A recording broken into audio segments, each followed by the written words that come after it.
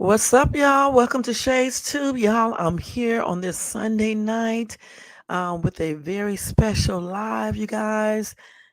I got some explosive information regarding Nicki Minaj, talking about Jay-Z and Diddy and freak offs, and some more information on Diddy doing the most, y'all. This is a hot ass mess.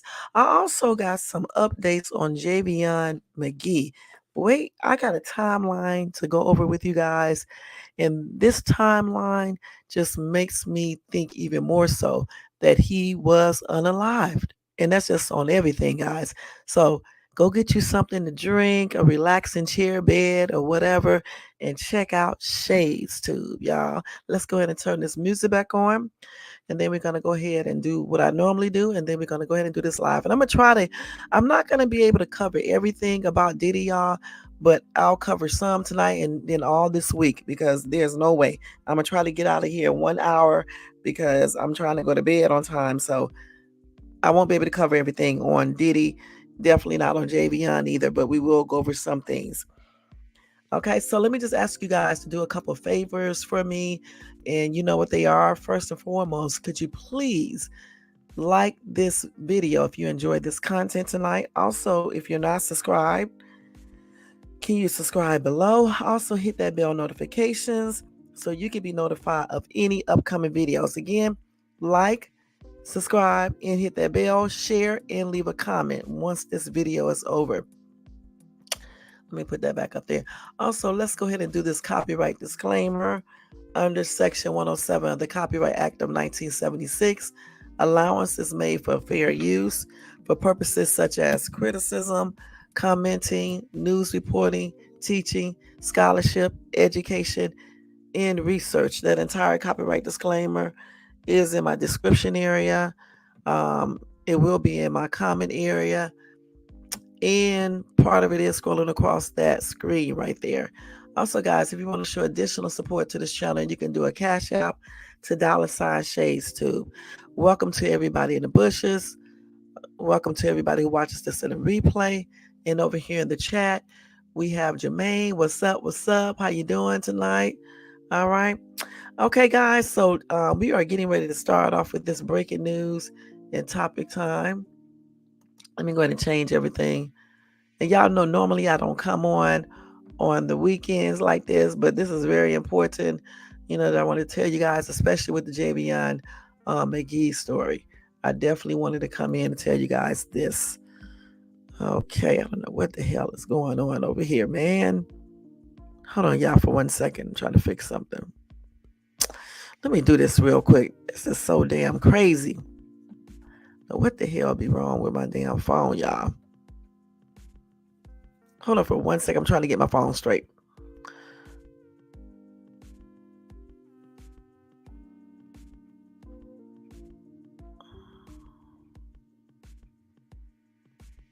Oh, man. Okay, I see what's going on.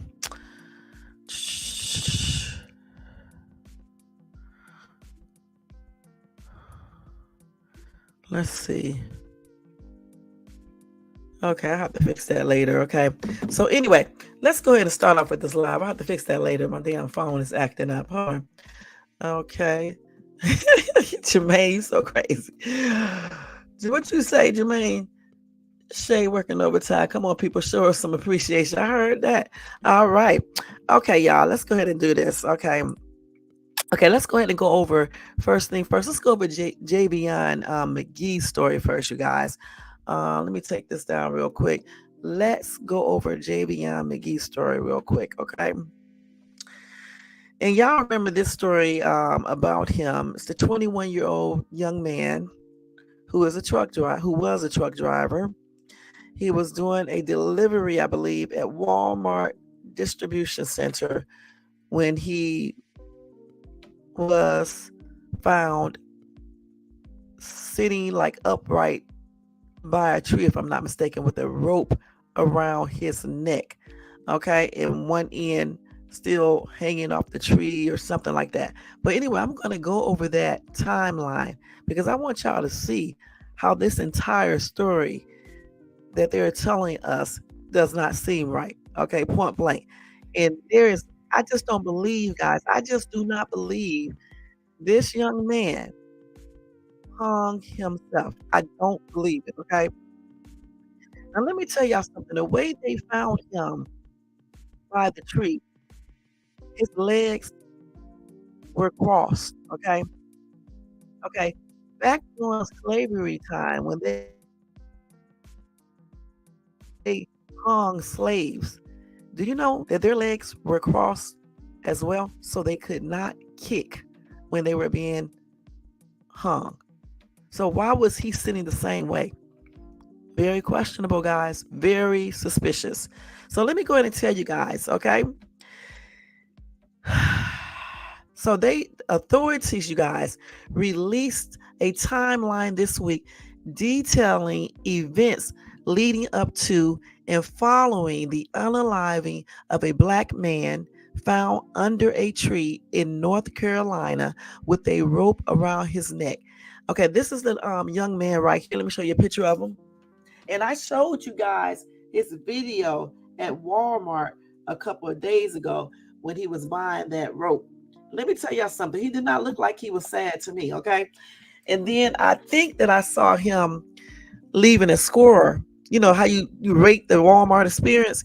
When you're depressed, I don't think you're thinking about rating how the story is. I just know I don't see it. You're not thinking about all this stuff. I also read that he gave a homeless person, I believe, $200. When you are depressed, I don't think you're worried about helping some homeless person or taking a load or doing anything else, going out to eat or anything. I don't think you're worried about that. Okay, so let me just go ahead and tell you guys this about this. So Javion Magee, a 21-year-old from Aurora, Illinois, was found unalive the morning of September the 11th in Henderson, North Carolina. The Vance County Sheriff's Office reported on September the 13th that Magee was found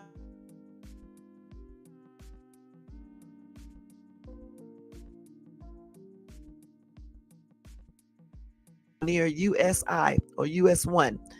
The other end of the rope was attached to a tree, the police report read.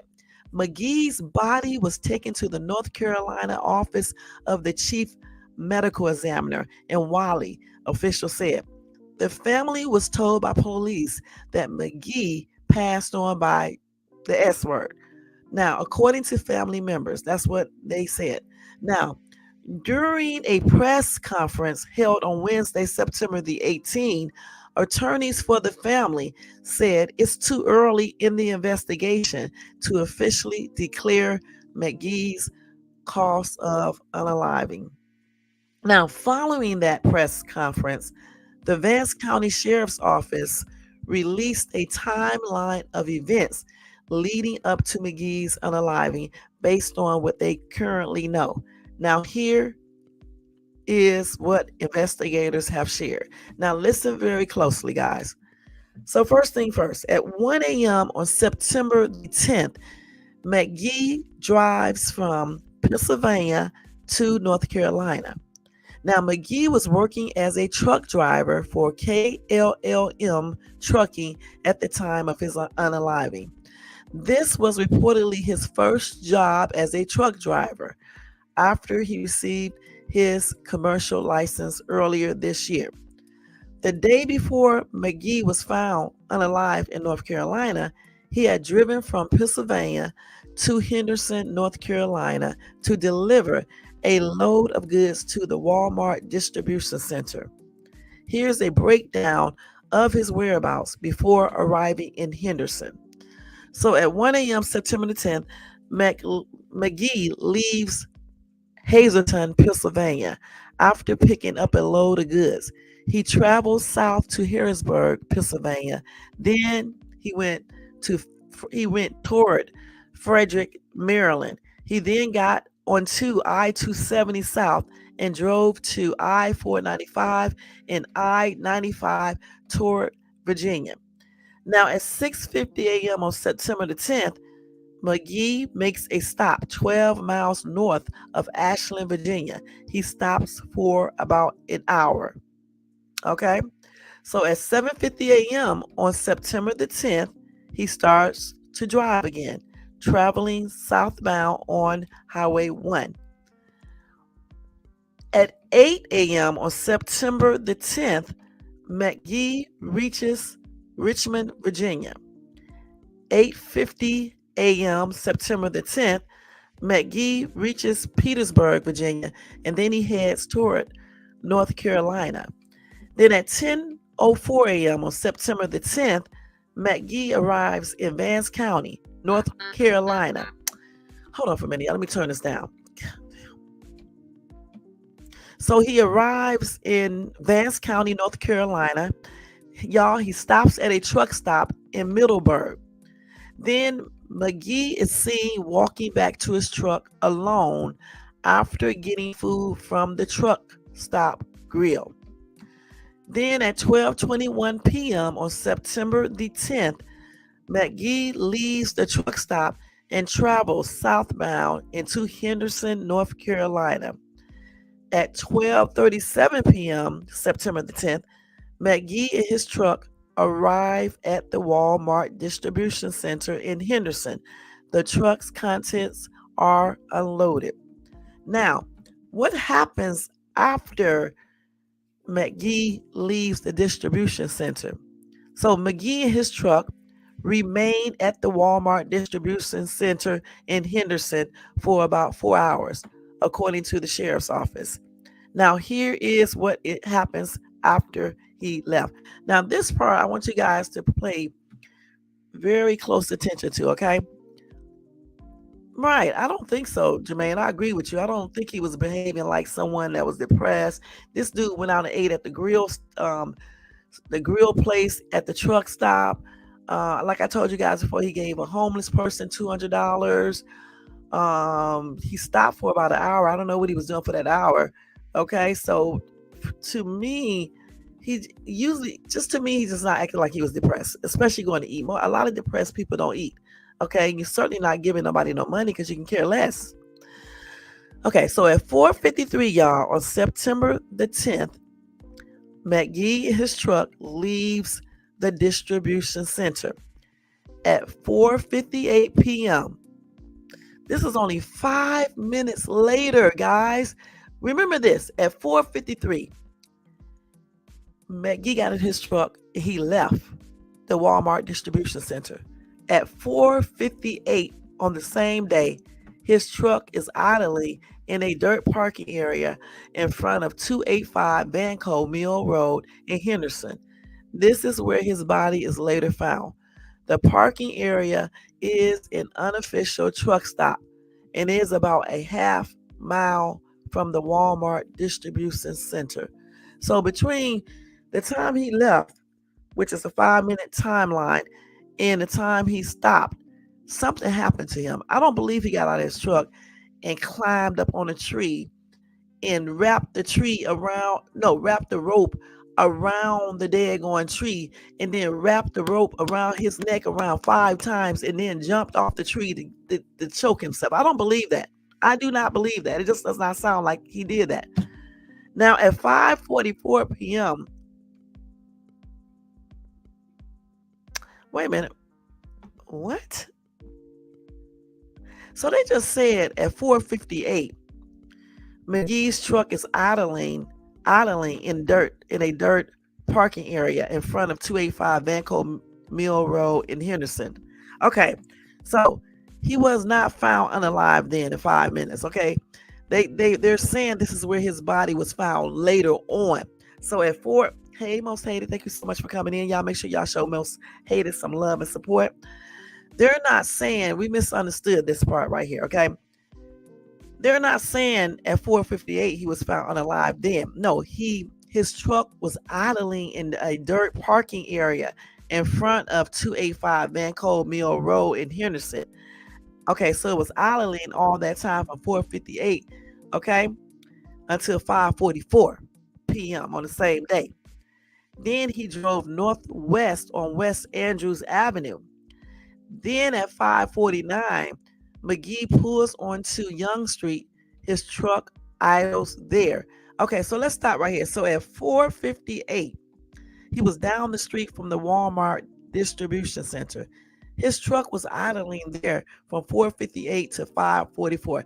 The place his truck was idling at 4:58, which was down the street from Walmart distribution center, is where they found his body at. I mean, where they found his body at later on. Okay, so he came back to that area, or somebody brought him back to that area and unalived him there.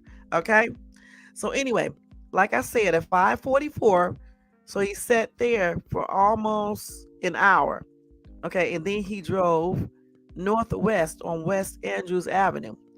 And then at 5:49, which is 5 minutes later, Magee pulls onto Young Street. His truck idles there. Then at 5:53 p.m., Magee parks in a parking lot at the corner of West Andrews Avenue and Vance Street. Magee gets out of the truck and walks to a local smoke shop. Officials said he purchased tobacco products and was seen alone in the store. So at 5:53, he went in the store and bought some smokes or whatever he bought. Then at 6:01 p.m., he leaves the parking lot. He then drives west on Andrews Avenue and merges onto I-85 South. Then at 6:11 p.m., Magee drives to the Walmart Supercenter in Henderson. Once there, he walks into the store.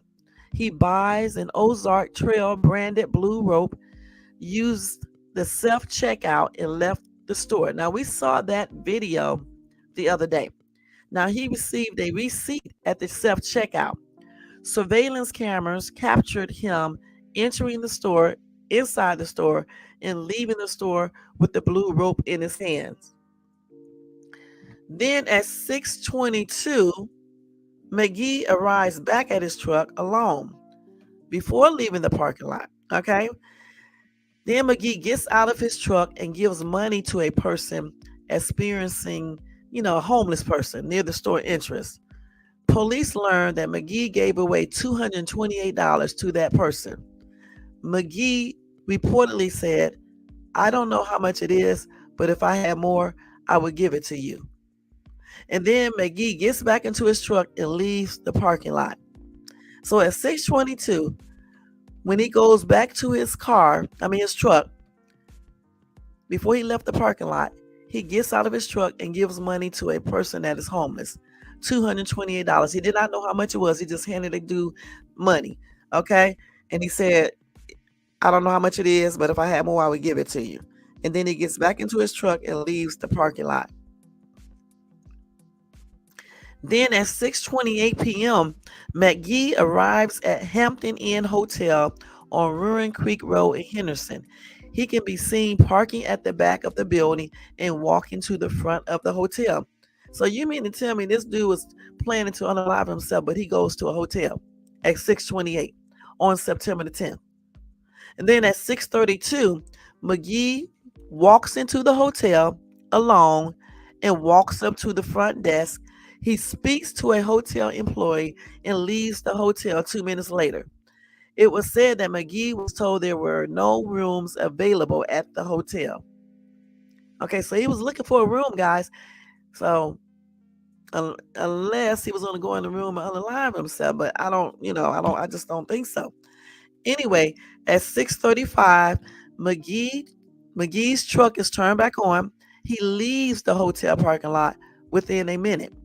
Then at 6:52 p.m., Magee arrives at the same dirt lot at 285 Vanco Mill Road where he had parked earlier in the day. Magee gets out of the truck and walks alone toward the wood line on the eastern side of the dirt lot. Then Magee can be seen carrying an object in his hand, according to surveillance footage.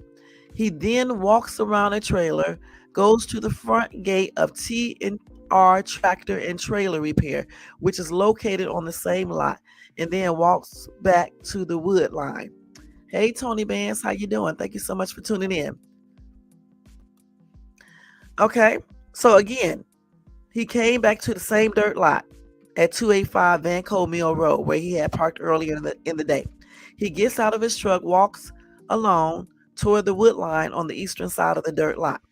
He is seen carrying an object in his hand, according to surveillance footage. He then walks around a trailer, goes to the front gate of T&R Tractor and Trailer Repair, which is located on the same lot, and then walks back to the wood line. And let me say something. Do y'all think he got the blue rope because something in this trailer was broke or something? And that's why he was at the T&R Tractor and Trailer Repair? Anyway, at 7 p.m., Magee gets into his truck and turn it on. So he was at that truck place from 6:52 to 7 p.m. He did not appear to have anything in his hand when he got back to the truck. That's according to surveillance camera. Okay. The truck is on and idling for the next half an hour. At 7:30 p.m., Magee's truck is turned off. Magee is seen walking along away from the truck and toward the trees. Magee is not seen walking back to the truck after this moment. Okay. So at 7:30 p.m., he turns off his truck and then he is seen walking along away from the truck and toward the tree. And then he is not seen walking back to the truck after this moment. Now, the next day at around 10 a.m. on September the 11th, Magee's body was found by the owner of T&R Tractor and Trailer Repair. The owner called 911 saying a man with a rope around his neck was spotted on the outside of the fence at 285 Vanco Mill Road. The man, later identified as Magee, was not breathing.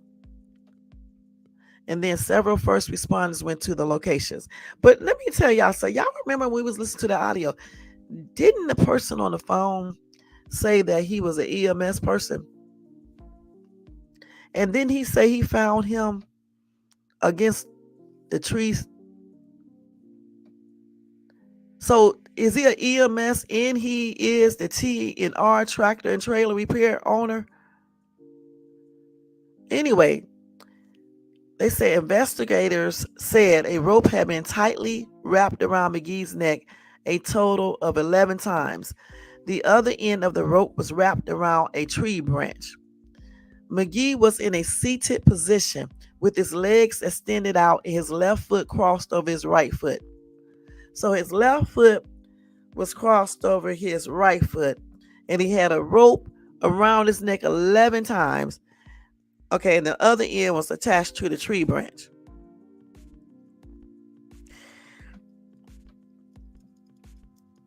So let's think about this. Okay, so if we are going to hang ourselves, okay, let's just think about this.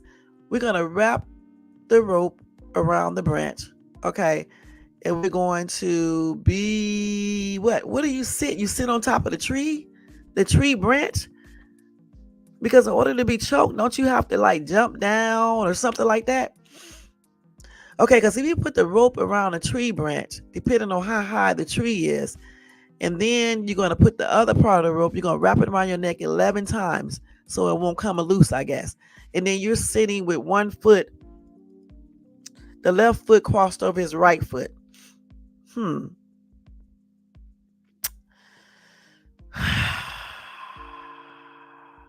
They say he was in a seated position with his legs extended out and his left foot crossed over his right foot. And then they said Magee was wearing the same clothing he had been seen wearing on surveillance cameras throughout the day before. A white t-shirt, black shorts, white socks, and black Crocs. Then they said lying next to Magee was the wrapper to the Walmart brand rope he purchased the day before. That's how investigators first identified Magee, by taking the wrapper to Walmart in an attempt to identify who purchased it. They were successful. After identifying Magee and that he was a truck driver, law enforcement went into Magee's truck parked at the dirt lot. Inside, they found Magee's wallet with his ID, as well as a cell phone and the Walmart receipt for the rope. Law enforcement contacted Magee's father to let him know what happened. Magee's body was taken to a medical examiner. Now, the autopsy uncovered this. Magee's body was taken to the North Carolina Chief Medical Examiner's office in Raleigh. The autopsy was performed on Friday, September the 13th. According to police, the autopsy found that Magee had hemorrhaging around the soft tissues of his neck. At a press, I thought he said though in his interview, I thought he said there was nothing. At first, I thought he said there was nothing, no type of nothing on him that indicated that someone did anything to him. But then he came back and said that he wasn't showing. First, he told the parents, the mom and the dad, I guess, or the relatives. He told them at first that he would show them pictures or something. And then he recanted that and said that the body, they probably wouldn't want to see the body because of the condition he was in. So anyway, let's see. They said at a press conference held this week by attorneys representing Magee's family, it was reported that Magee also had a broken neck bone. The medical examiner found that Magee did not have any defensive wounds, nor did he show signs of physical or sexual assault. The toxicology portion of the autopsy was not yet available on Wednesday, September the 18th, when law enforcement released the timeline surrounding Magee's unaliving. Law enforcement were working to obtain search warrant to access Magee's phone to obtain more information in hopes of having a complete picture of what happened before his unaliving. Okay, let's see. So you said the sheriff is full of it. Now, attorneys for Magee's family said this week that the family wasn't ruling out the S word when it came to Magee's unaliving, but that they wanted a deeper investigation before reaching such a conclusion. I say the same thing.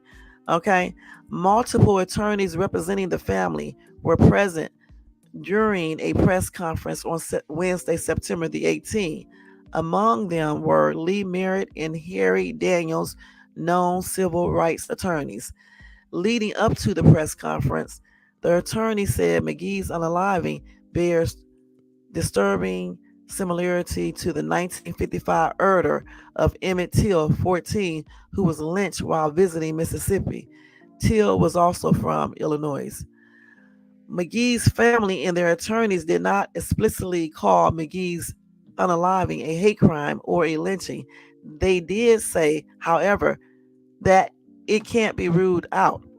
The three attorneys representing the family, which includes North Carolina lawyer Jason Keith, said their job in this case is to apply pressure on law enforcement to ensure they conduct a thorough investigation into Magee's unaliving. Attorneys also said they were there to push for continued transparency with law enforcement. Members of Magee's family who had flown in from other states did not see Magee's body or photos of his body until just before the press conference on September the 18th, an attorney said. The family wasn't able to identify that the body belonged to Magee before September the 18th. So they just not showed them the body or photos of his body until September the 18th. Magee's unaliving has become a national topic of conversations due to the manner in which his body was found.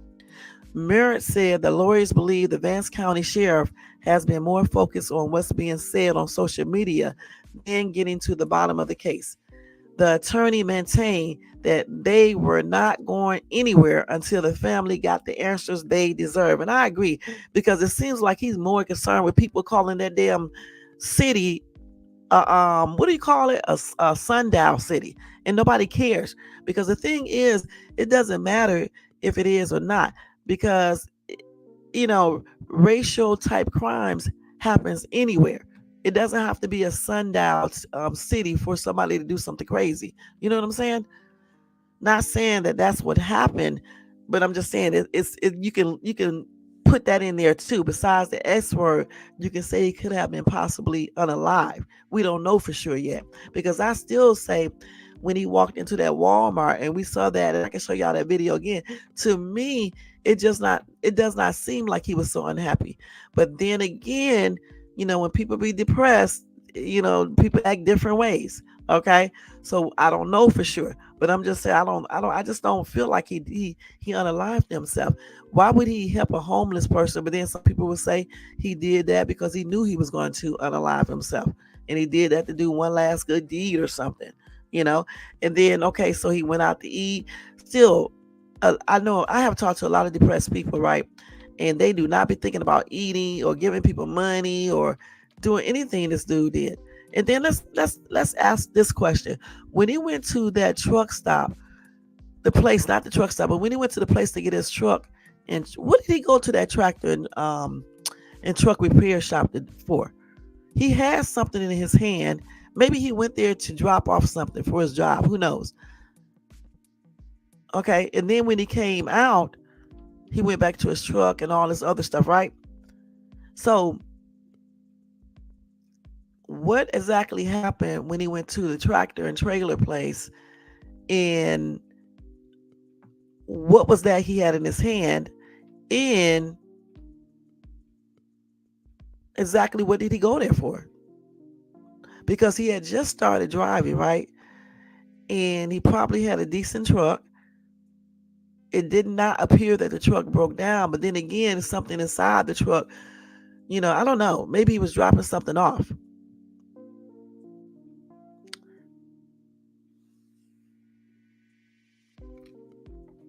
You said, how did he know that the cameras could not see into those woods? That's nothing, right?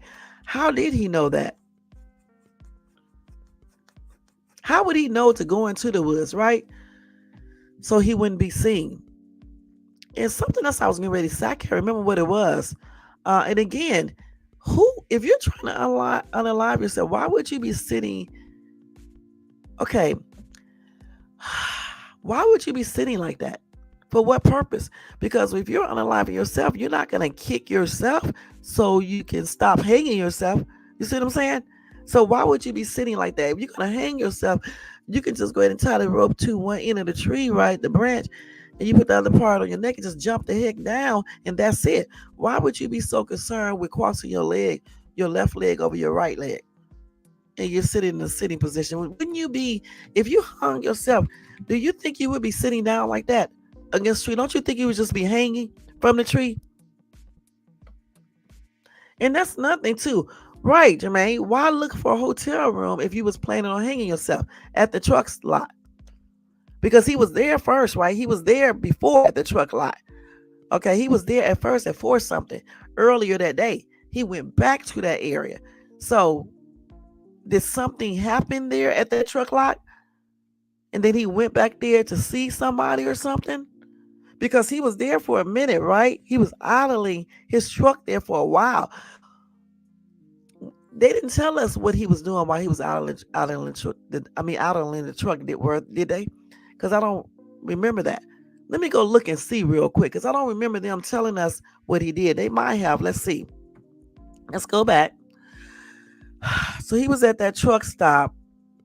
See, at 4:58, he was idling in a dirt parking area in front of 285 Vanco Mill Road in Henderson. And that's where they found his body later on. And that area is an unofficial truck stop. Okay, he stayed there from 4:58 until 5:44. He was idling. So what was he doing inside that truck the whole time? And how do they know nobody was in that truck with him? Because they don't tell us what he was doing from 4:58 to 5:44. They just said the truck was idling. So from 4:58 to 5:44, what exactly happened in that timeline? Okay, who's to say he didn't meet somebody at that time? And he knew he had to leave, because the cameras don't catch everything, right? So he had to leave to go to that tractor trailer place, right? But no, he went to a local smoke shop at 553 where he got some tobacco products. What type of tobacco products? But they say he was seen alone in the store. But who's to say that he didn't have somebody back in the sleeper? What That's another thing. What type of truck was it? Was it a sleeper? It had to be, because if he's traveling from Pennsylvania to North Carolina, how long does it take you to get from Pennsylvania to North Carolina? I'm gonna need to look that up. He had to be in a sleeper. So who's to say? Listen, at 4:58, 4:53, 4:58, when he got to the truck place, when he got to 285 Vanco Mill Road in Henderson, they saw him idling in the dirt, or they knew he was idling in the dirt. Who's to say he didn't pick up somebody, right? And they was in the damn sleeper of his truck, and you don't see them, okay? And then he went to that smoke shop. Okay, he sat there for about almost an hour at the 285 Vanco Mill Road in Henderson. Then he went to that truck stop, right? No, not trucks. He went to the local smoke shop. He got there at 5:53. Okay, let's see here. So look, at 4:58, his truck was idle at 285 Vanco Mill Road. Okay, at 5:44, he drives northwest on West Andrews Avenue. Then at 5 minutes later, he pulls onto Young Street, and then he idles there for a minute. But he only idled there for a couple minutes, okay? And then he parks in the parking lot at the corner of West Andrews Avenue and Van Street. He gets out of the truck and walks to a local smoke shop. How did he know that smoke shop was right there if he never been there before? So, you see what I'm saying? So, who's to say somewhere between 4:58 and 5:49 he did not have somebody else in that damn truck with him, and they was in a sleeper where you wouldn't see them?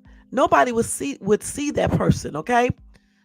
And then some trucking companies, you can't have nobody in your truck. So therefore, if you do have somebody in your truck, because for insurance purposes, you would have them back in the sleeper. So nobody, like, other people like at the truck stops, or at, just people can't see the person in the truck. Because you just never know. At 5:53, when he went to the local smoke shop, he went there. And then at 6:01, he is seen leaving.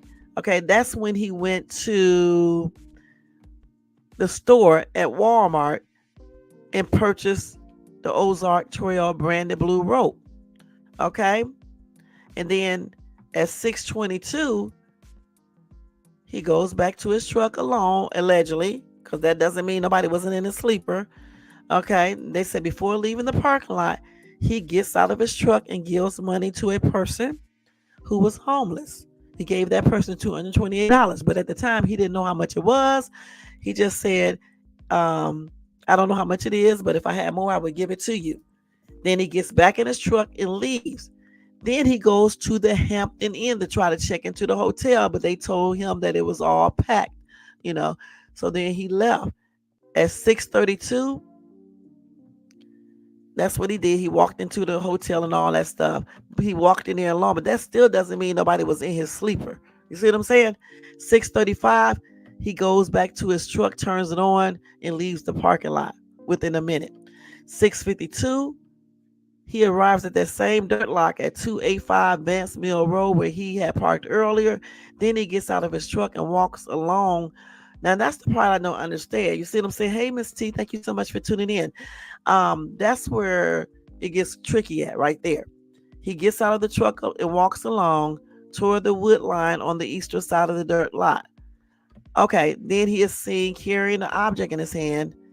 No, that's not tricky, because this is the time, right, that he's walking to the TR tractor and trailer. Of course, he would walk in there by himself, Because why would he bring somebody with him there when you don't supposed to have nobody in the truck with you anyway? Because again, with some companies, it's against their regulations to have an unauthorized person in the truck with you unless you get authorization so they can make sure they be covered on insurance and things like that. Okay, so a lot of people, if they do have somebody in their truck, they'll put them in a sleeper. Okay, so nobody won't see them. So why would the person get out the truck with them if that's what he was doing? Okay, so he walks over there to, the T&R tractor and trailer repair. What happened in there? He has something in his hand, but when he came back, he did not have anything in his hand. And why was he stopping off there in the first place? Okay, did he know the person beforehand, or what? Or did something happen in there? I don't know. Anyway, at 7 p.m., he gets back into his truck, turn it on. They said he did not appear to have anything in his hand when he got back to the truck, and that's because the surveillance camera showed that. He put the truck on, then he idled for the next half an hour. For 30 minutes, he idled in that trucking lot of that T&R tractor and trailer repair.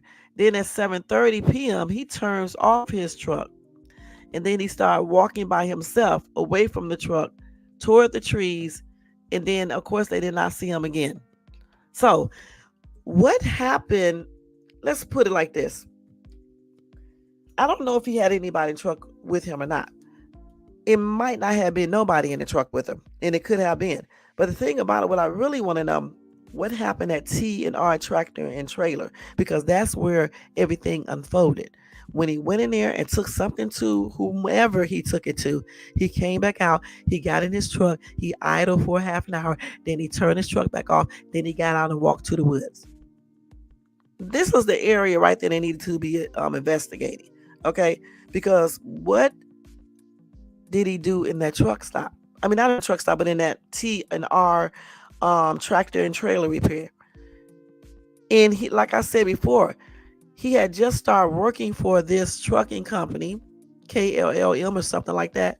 Okay, so why would he need to take his truck there for repair so quickly?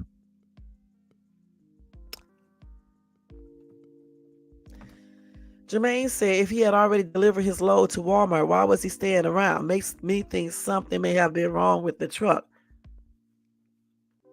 Yeah, but he just got the truck. Why would they? I mean, they could give him a truck that is not working good. You know what I'm saying? Unless he knew somebody in the area and he was waiting around for them, or he was waiting around to do something, because they never said anything was wrong with the truck. Okay, and he kept on turning it on, turning it off, idling it, all that type of stuff. So again, we need to find out why he was at that T&R tractor and trailer repair. Was there something going on with this truck? Did he buy the rope because he had to use it for something inside that truck? But what's weird is that he came back to the truck alone. He sat in the truck for another half an hour. Okay, then he turned the truck off. He didn't move the truck or anything. He turned the truck off, and then he walked to the woods. Now, let me ask you guys something. If the surveillance camera caught him doing all this other stuff, well, did it not catch him when he was walking toward the woods looking like he was about looking weird? Because if I was inside of a truck stop and I got the cameras on, I mean, I know they're not sitting there just watching the cameras, but even looking out the door, would you not see this dude walking into the woods? And you'd be like, what the hell is he doing? Where is he going? And then you would at least run out there maybe to see what's going on, because you know that was the same dude who was just in here a few minutes ago.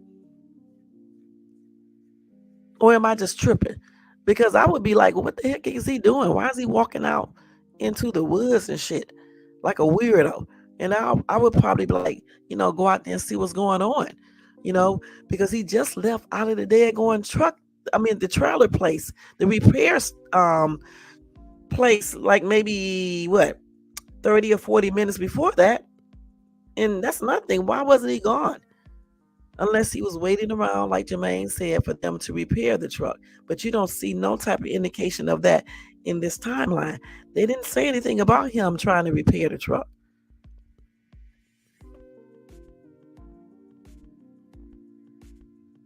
They said, and when he came back, what did he deliver to um, the tractor repair shop?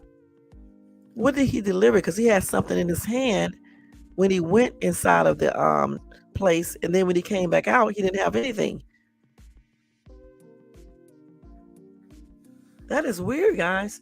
So, like I said before, something happened at that tractor trailer repair shop. Okay, point blank. And then the way he was seated, he was in a seated position with his legs extended out and his left foot crossed over his right foot. All right.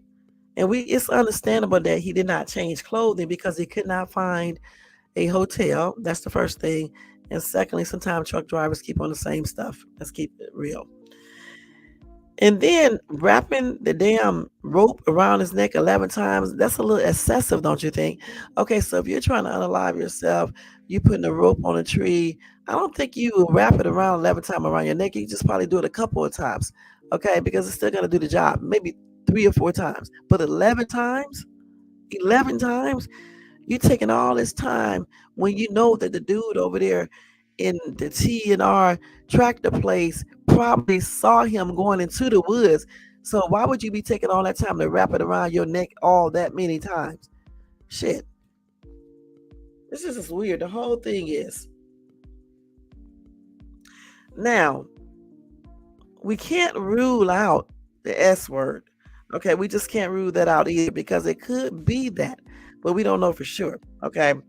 Um, Again, they said next to him he had the wrapper to the Walmart brand rope that he bought the day before. He bought that rope the day before. They said that's how investigators identify him. They took that wrapper to Walmart in an attempt to identify who bought it. I do not know if the branch was laying down. Now they did not give us that information. And another thing too, when you are hanging yourself, how do you become? If you're hanging yourself, you jump off a tree, right? How would you be in a seated position with one leg over the other one if you are hanging yourself? Now, if somebody else is hanging you, once they get through hanging you, they can sit you down put you in a seated position against the tree, or just in a seated position with your legs like that. But how can he be in that position?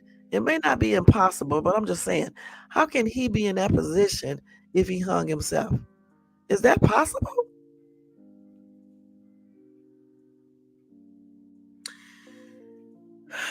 And then I thought I recalled the sheriff originally said, maybe he said defensive wounds. Maybe he just said he did not have any defensive wounds. Okay, he might have said that. But anyway, that family wants a thorough investigation, which I don't blame them because it sounds very suspicious. I don't know for sure. I don't know for sure, but they definitely need to investigate this fully to make sure that he did commit the S word. Now, the sheriff did um, ask the FBI to investigate this, which is kind of weird to me, but maybe it's a standard procedure. But I don't know about that because if they thought that he basically unalived himself, why would they need the FBI to investigate to make sure? So therefore, that makes me believe that they're not 100% sure that he unalived himself. So anyway, they said the family was working to get possession of Magee's body, which has been with the medical examiner. Once that happens, the family intends to carry out their own autopsy. Anyway, it is too early to declare An official cause of unaliving. That's according to what the attorney said. They said they were still working to understand what exactly the medical examiner's findings meant. Attorneys were still considering whether any bruising could mean Magee was injured by anyone other than himself. The state attorney's general office was investigating the case. And that's again, why is the state attorney's general office investigating this case? Right, that's what I'm trying to say. How are you? How are you? Okay, listen, let's just put this in our mind real quick. Okay, so we take a rope. Okay, I'm just putting this in my mind. We take a rope, we tie it on the branch, right? Or on some part of the tree, because I don't know. And then first of all, you got to climb up the tree, right? Then you're gonna take the rope and tie it, okay? And then you're gonna just jump down with your legs crossed, one on top of the other, in a seated position and hang yourself. I do not believe that. Also, too, how did he know that a tree was there for him to do this? How did he know it was like heavy enough to hold him? How did he know this? And it was tall enough. Okay, because when he went before in that area, let me go back to that. Let's look at that real quick. When he went to that area before, he was just idling in a dirt parking area. Okay. It did not say he got out of the car there. Okay. He didn't. He got out to go, let's see, to the distribution center, but it didn't say he walked around the entire place. Okay. So how did he know where to walk to? That is a tree there. The tree is tall enough. The limbs are heavy enough, strong enough, or whatever you call it, in order to hold him so he can be able to jump down. And it's high enough and everything. How did he know that? And more importantly, how did he sit in that position with one leg over the other to hang himself? Just because somebody buys a rope, and he could have bought it for something inside of his trailer. Maybe that's the reason why he went to T&R truck repair place. Okay, whatever he had in his hand, he could have been dropping it off to them. Okay, then he got back in his truck. Either somebody was in the truck with him in the sleeper cab, or maybe he was meeting somebody in the woods. You know, you just don't know. We don't know what this dude could have been doing. Right, Miss T. How could he be sitting upright, leaning on the tree? It seems like he would have been laying on his back or front. Right. If he, or since he jumped off the daggone tree, I guess, or did something in order to be hung, it seems to me that he would still be hanging. He wouldn't be laying down unless it's real low to the ground. Okay. But that wouldn't be okay. Let's see. It still has to be high enough so when you drop, it can break your neck and you can be unalived. It has to be high enough for you to do that, right? And then you possibly could touch the ground and probably fall, or either you would just be hanging from the tree, depending on how high the tree is. Yeah, I just don't see it. And like I said, it could be an S word, but I just don't see it. I just do not see it. Something happened when he was going or at that daggone repair place, or either when he came from that repair place. Something happened somewhere within that. Even when he was idling the first time, who's to say he didn't meet anyone? Cameras don't catch everything. You see what I'm saying? Cameras do not catch everything. It just doesn't. This is very strange to me. It really is. Let me go back down here. So, let's get back down here. So, like I said, the state attorney's general office is investigating this case. And you know what? That's what I was wondering. What did he get? He got tobacco products, right? So, what type of smoking things did he get? Because I don't know about all these different cigarettes and shit, but what did he get? How many did he get? See, listen, that can tell a lot too. How many did he get? What did he get? Because who's to say he didn't meet somebody out in those woods to do whatever? And I still want to know, how did he know that the tree was back there? How did he know that cameras wouldn't be back there? How did he know all of these things? How? And then why would he be? Well, the homeless thing could be one thing because sometimes people do stuff before they get ready to offer themselves. But why would you be concerned about eating unless you wanted your last meal, or getting up and do it in the hotel? Okay. And maybe he couldn't find, since he couldn't get a room, he decided to do it out there. And maybe when he was idling, he was contemplating on if he should take his life or not. Who knows? Okay, who knows for sure? But the thing is that like the family, I'm not really not the expert either. However, I want them to investigate everything fully to make sure no one did this to him, because I'm still trying to figure out how in the hell did he know the tree was back there? Okay, how did he know that he wouldn't be too heavy for it? Okay, that it would hold him. How did he know? How did he sit in that position, in the seated position, with his left foot over his right leg or something like that? And then I was told that back in slavery time, this is the same way they put slaves when they lynched them. So let's see this. Hey, Young Riz, let me look that up real quick. Y'all make sure y'all show Young Riz some love and support as well. Okay, let me look and see. Okay, let me check that out real quick. When they lynched slaves, did they cross their leg over? Wait a minute, I think I asked that wrong. Let me do it again.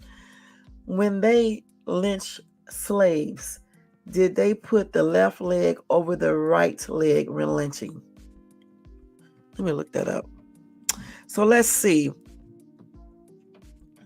I'm going to see if I can find that anywhere. Oh my goodness. Let's see. This is going to take a lot to find this, but I was told that this is exactly what happened for some slaves. And the reason why they did it is so they wouldn't kick them or anything. Let's see if we can find anything like that. They don't answer the question. You have to read the whole damn selection regarding that. Let's see. When lynching,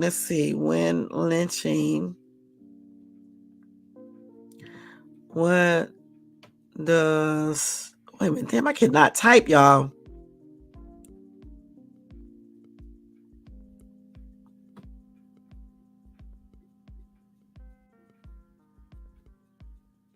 Hold on, I'm looking some up. Let's see what that means. Let's see. So they got different methods of lynching. Desecration. Let's see. This is going to be hard to find. Let's see here.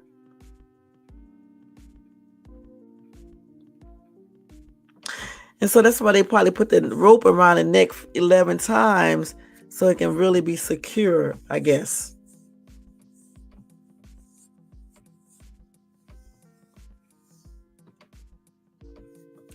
Let's see how they had the lynching of Emmett Till. Let's see. So let's see.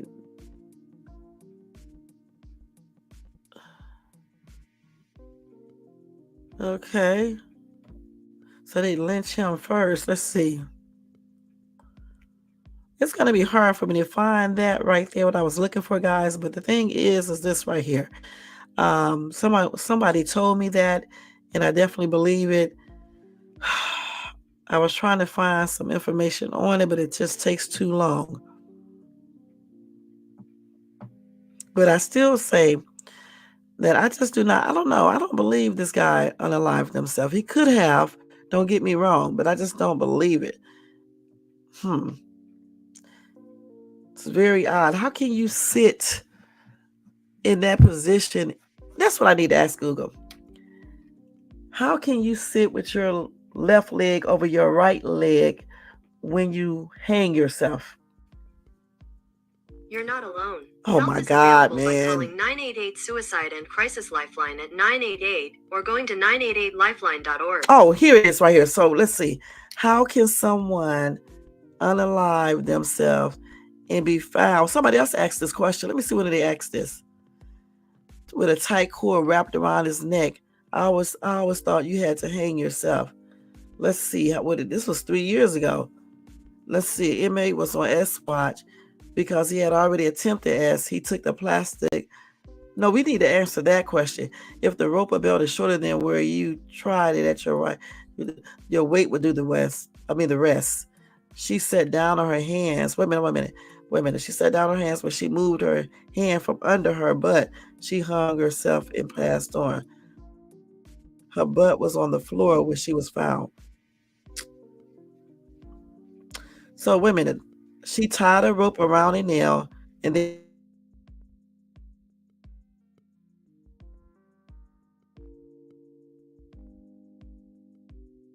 she hung herself. She hung herself. Okay.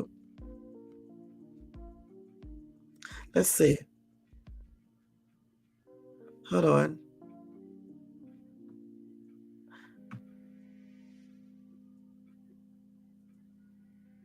Okay, I'm just trying to see if anybody, they not really answer that question. I'm trying to see if I can find it.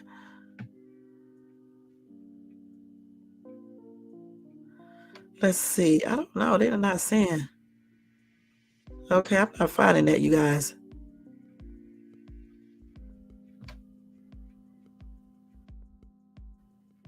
Okay. Somebody asking how do they hang themselves with a scarf. Okay. I'm trying to figure out how are they sitting down like that. Usually I thought when somebody hanged themselves, they would be like hanging, not sitting in the seated position with their left leg over their right leg.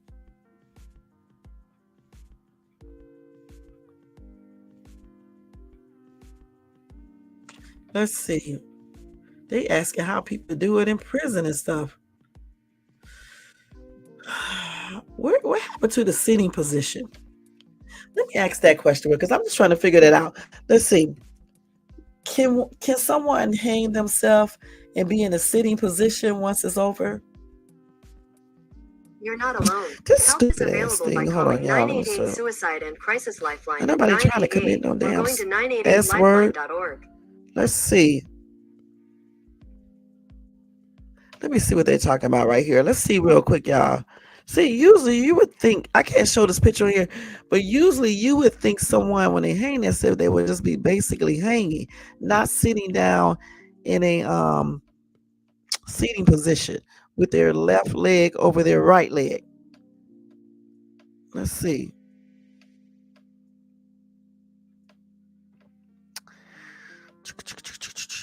I don't still see anything on that. It's hard finding that, y'all. Let's see. But do you guys think someone can hang themselves from a tree, right? And then be sitting in the seated position with their left leg over their right leg? Do y'all think somebody can do that?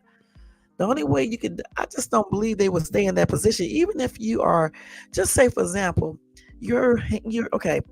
You're tying the rope around the tree branch, so I guess you can sit on the tree. I, I'm just trying to figure this out. And then, but you still wait a minute. If you're sitting, how are you gonna? Okay, you can sit. Okay, I can see it right now. Okay, you can sit down in a seated position, right? And you can like tilt yourself over and fall off the tree with the rope around your neck, right? And then when you fall off the tree in that seated position and you fall, but when you think, unless the tree height is not tall enough, but if it's tall enough, when you think that when you pull yourself over, you jump off of it like that, right? You just push yourself over, you tilt over. When you tilt over with the rope around your neck, you would still be basically, I'm thinking you would still be like hanging with your legs out. How would you be, how would you hang yourself and you're sitting in a seated position with one leg over the other? Even if you are sitting in a seated position, you happen to stay in that position. How do you get your leg over your other leg and a Pacific leg over the other one? How? I don't know, y'all. This is weird. This is very strange.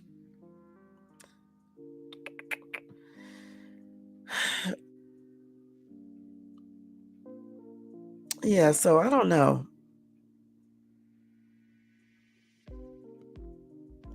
And they said it's very hard to hang yourself too, unless you're mentally insane or have some other disorder. It's hard to do that to yourself.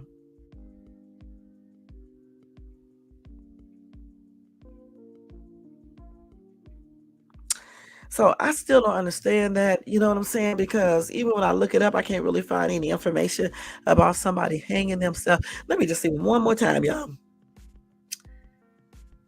How many cases can we wait a minute, hold on. Hold on. I'm asking these questions wrong. How many cases are there of people hanging themselves sitting in a seated position?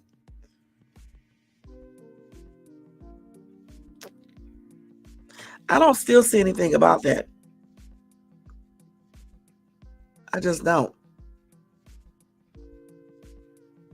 Let's see this. Case one. Note the position of the body. See this dude right here, and I can't show this. Okay, he's okay. He's hanging up against the daggone fence. Okay, but he's still standing up, y'all. Okay, he's still standing up. He's not sitting. Let me see another one here.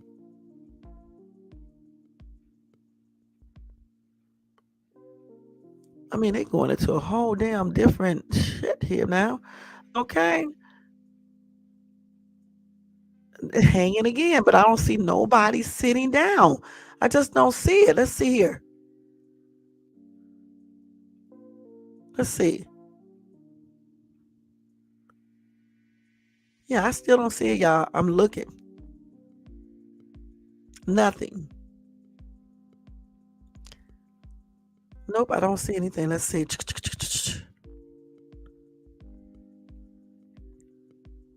Unusual cases as hanging in a car using two nooses. Okay. I still don't see where somebody was hanging off a branch. So somebody said tree branch instead of a ligature. An unusual hanging. I still don't see where this person is sitting down. I don't see it. Let's see. They showing actual pictures here. They even showing the neck how it broke. Let's see here.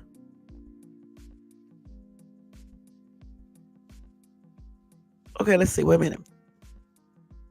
So let's see here.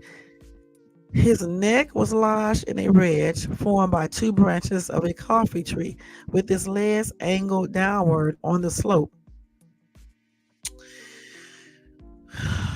So he stepped on a coffee table, okay, but I thought they had a tree up there, but maybe he was by a tree.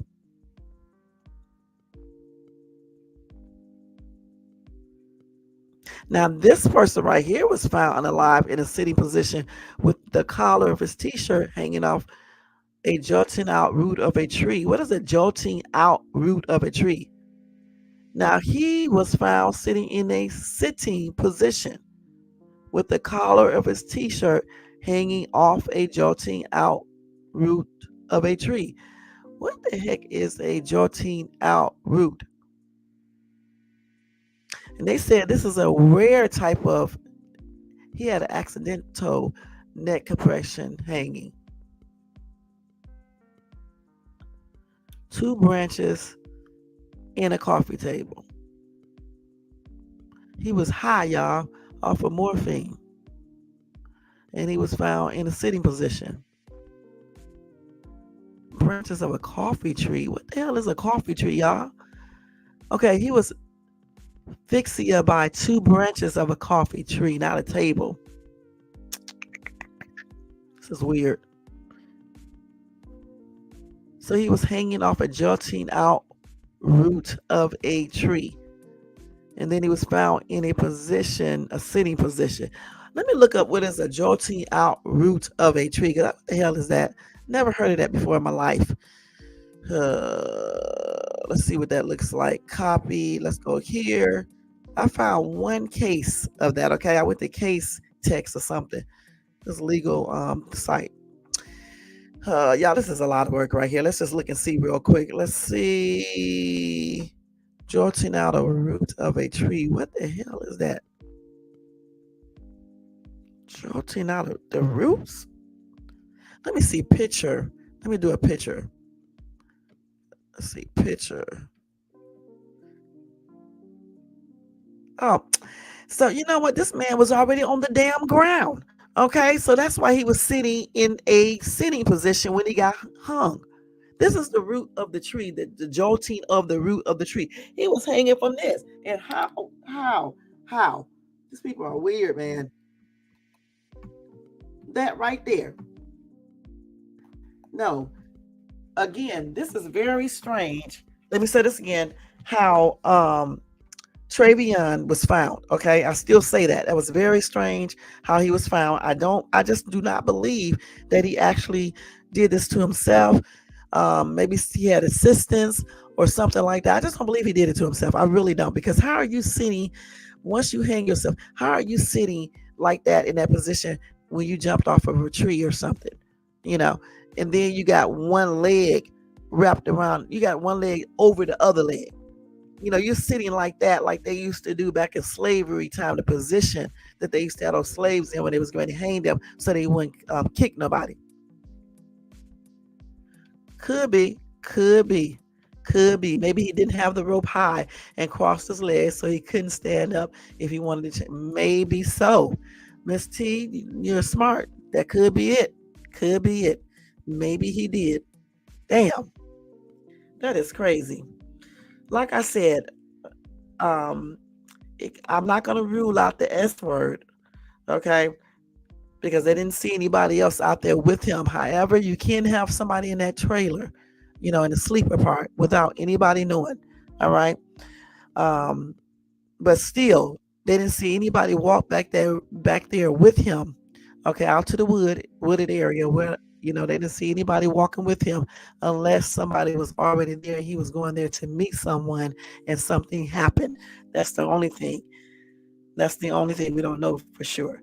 But anyway, I'm glad they do have, other authorities investigating this case, and hopefully they will release the body soon to the parents so they can get another autopsy.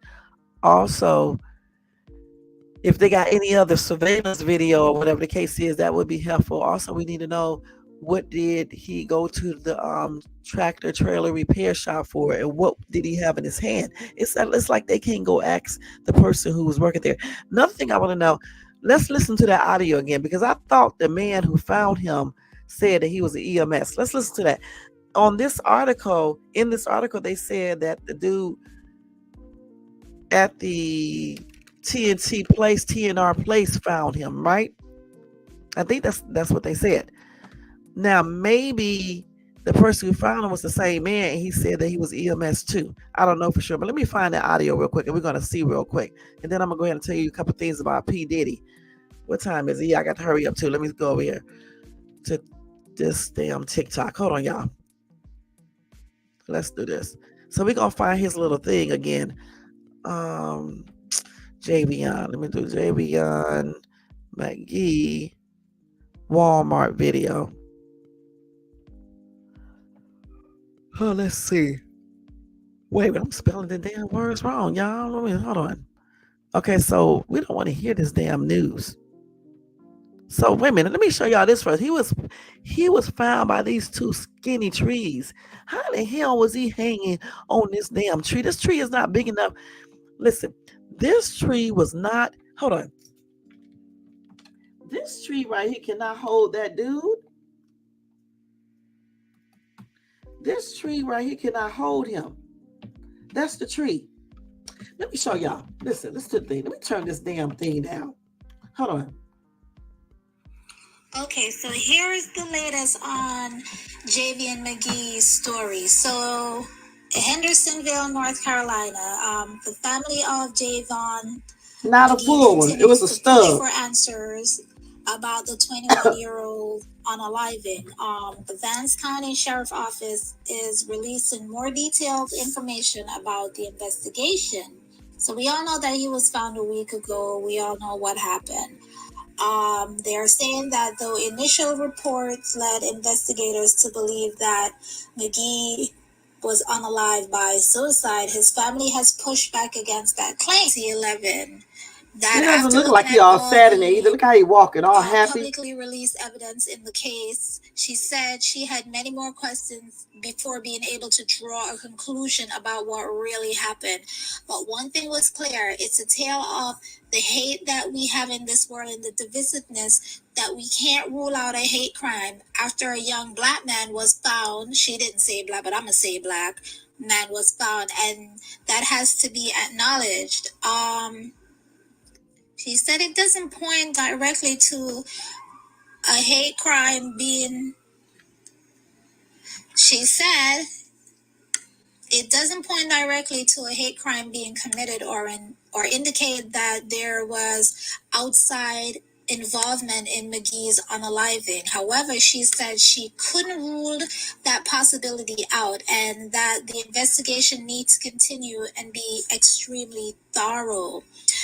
We have to be really careful because the most deviant of people that want to do bad things are capable of staging scenes to look like suicide, she said. I can't rule it out.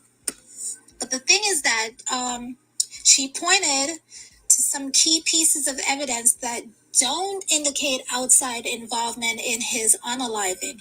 Namely, that there's a video of him purchasing the rope that was found on his body.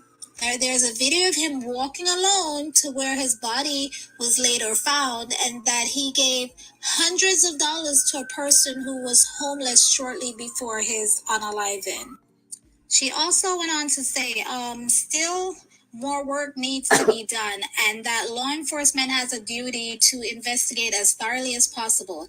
That includes something that is sometimes referred to as psychological autopsy, where they look into everything leading up to his unalive and try to understand his state of mind at the time. The Vance County Sheriff's Office said that they've submitted a search warrant to get full access to his phone records, which Miller say will be the key to finding out what he was involved in, what was going on in his love life, his friends, his family, things like that. She also said that she's not surprised that this story went viral and that rumors and theories are spreading on social media. And that they said, the family may never get a why, but why helps. And so the sheriff department, listen, it's sad that we have to go to, hey, okay, let me do this real quick because this lady just talking and shit. All I want to do is see the damn tree. Okay, so this is the tree right here. Wait a minute. I don't know if this is the tree because they're showing different trees everywhere. I want to see that tree. Hold on. Somebody else is walking in this damn store. Let's see a picture of that damn tree. Vance County Sheriff's I had the tree at first. I thought she was going to be talking about the tree. Her ass was giving the whole. That's the tree right there. Headlines. That is the death of Javion That's the tree right there in Vance County. Found last Wednesday, dead near he was a tree found by with those a rope two around his neck. skinny trees right there. This new video from the Vance County Sheriff's Now, Office. this right here. Surveillance video this of the Magee surveillance. at a nearby Walmart buying rope the night before his body was discovered. Now, his family says that law enforcement told them that Magee died by suicide, but the sheriff says that his investigators never said that. Also tonight, we are hearing a 911 call from when someone reported discovering Magee's body. I had some jobs out here mowing grass and I bet y'all, man, I hung himself in a tree. The guy hung himself in the tree? Yeah, he looked dead. Okay, what's the got a rope around his neck. Now, Magee's family does not believe that Magee died by suicide and they suspect foul play. The Vance County Sheriff says they are still investigating and they we need to hear. Let's hear that full damn video. Hold on, y'all. Let's hear that full video. Hold on. Okay, let's see that full video. I'm looking for the full video. Hold on. You don't jump from buying a rope at Walmart and somebody hanging and say they committed suicide. We got things called evidence and facts that we must go through. And what was lacked here at the beginning of his family, the evidence, the facts had not been developed before you make a conclusion that he killed himself. Not on my watch, not on Lee's watch. And that's exactly Okay, why let me go up here. That's just that little thing. Let's see this one here. They thought he was drunk or something. They trying to wake him up. The guy was cutting grass. Okay, let's see. He saw he wasn't moving, so a guy was cutting gas and saw it. He was just sitting on the grass. Bobby was sitting on the grass. He was leaning against the tree and his foot touching the ground. Oh, okay. Laid up beside these two trees right here. Two little trees right here. These, I don't believe this. I don't believe this. These trees, no possible way that somebody. How you gonna be right from that tree? From these trees. These two little ass trees right there. Propped up with his butt on the ground. No. Tied around his neck. You say he could have just leaned forward? Okay. But I do park up there right beside the flatbed right there when I come in on the weekend. I'm gonna be honest, man. I really don't know, but I can confirm one thing. What's that? Henderson is not a sundown town. Okay. Have you? I feel like it's racism. I feel like what they're saying right now is not even believable. Like I don't think I think racism is still out here because I've had my mishappenings with Henderson. I done been called all kinds of N-words. I done even went to a white church that they told me that they listen to don't this. my kind. So I still think it's racism. Wow. In that area, but y'all claim ain't no racism. Recently, I reached out for help because me and my kids was going through something, and they told me they don't have our kind. Get to the bottom of it and get justice for him and his family. Also, I feel to the bottom of it and get justice for him and his family. Also, I feel like if whoever's a detective on his case, if they do their job, they will get to the bottom of it. It doesn't take somebody with a degree or a rocket scientist to know, okay, track that man GPS in his truck. Backtrack. Okay. That's all you got to do. Like, his GPS will tell you the whole story. And nowadays, everybody got cameras. You're not going to tell me there's no cameras on that road. They can go pull somebody's camera right now. Oh, who was shot? He thought he was drunk or something. They trying to wake him up. The guy was cutting grass. And he saw he wasn't moving, so. But he won't hang it from a tree. No, he won't hang it. He was just sitting on the grass. Bobby was sitting on the ground. He was leaning against the tree and his butt touching the ground. Laid up beside these two little trees right here. Now, if you see these trees, there's no possible way that somebody can hang themselves from these trees. Now, the guy told me that the body was sitting propped up with his butt on the ground and a rope tied around his neck. My first time coming here, back here. Okay. But I do park up there right beside the thing about it, though, the sitting on the ground, one thing they didn't tell you guys about, let me stop this. One thing they didn't tell you guys about is that he was also had his legs crossed, okay? So, I don't know, y'all. Let's see. So, you said the rope is too small to go over a tree. If he wrapped it around his neck that many times and leaned forward and his feet crossed it, it would be hard to try and stop. Okay, so you just basically told us how he could do it. Wow. Vance County Sheriff's Department have now released. Okay, let's go up here and see what they're saying. Okay, we don't need to hear her. Okay. So like I said, you guys, yesterday talking about. Let me go get that full audio what that man said at first, the 911 call. Let's see. John, what's his name? Javion Magee 911 call. Let's see. We're gonna listen to this real quick. Still remain, and as a matter of fact, just I'm tired of these news people. Let me see if I can get the actual audio. Right now, I got it on my phone, but it's gonna take forever to find it. The Vance County Sheriff's Office released this video Monday afternoon. Okay, we still look at the video. We're talking about the 911 call when they found the body. Let me see if I can find it. And this is him with his girlfriend right here. Probably when he had long braids. That's him with his girlfriend right there. Back then, I don't know if he was still with this girl. $200 in cash before heading out. Then the next day, he was found. Look at that. That's weird. They got it. They got the travel time on here too. So let's see. It looks like they have time. This is the Walmart where that surveillance video captured. Trying to see if they got that daggone audio up here, and he's still. I can't find it right now, y'all. Let's see. Let's see. There's a lot of conspiracy theories though on here, but I'm just looking at real facts. That's all. No conspiracy. I don't see the audio anymore. Let's see. 911 call. Let's see audio. I don't see it. Let me stop this damn thing right quick before they start my phone over again. Hold on, y'all. Let's see. Where's this thing going at? This damn phone be updating all day. Wait, let me stop this damn thing. Hold on, y'all. Audio. Let's see. Oh, it says going to be doing it on Thursday. Okay, good. Okay, I was going to say. Now, sometimes it just start updating by itself. Okay, so anyway, I can't find the audio. Okay, but you guys can look that up and listen to the audio because I remember when that man was talking, I thought he said that he was EMS as well because people kept on saying that he was an EMS worker as well. I cannot find that video right now, but I played it on my other live. Let me see some. Make sure I can't find it one more time. Let's see.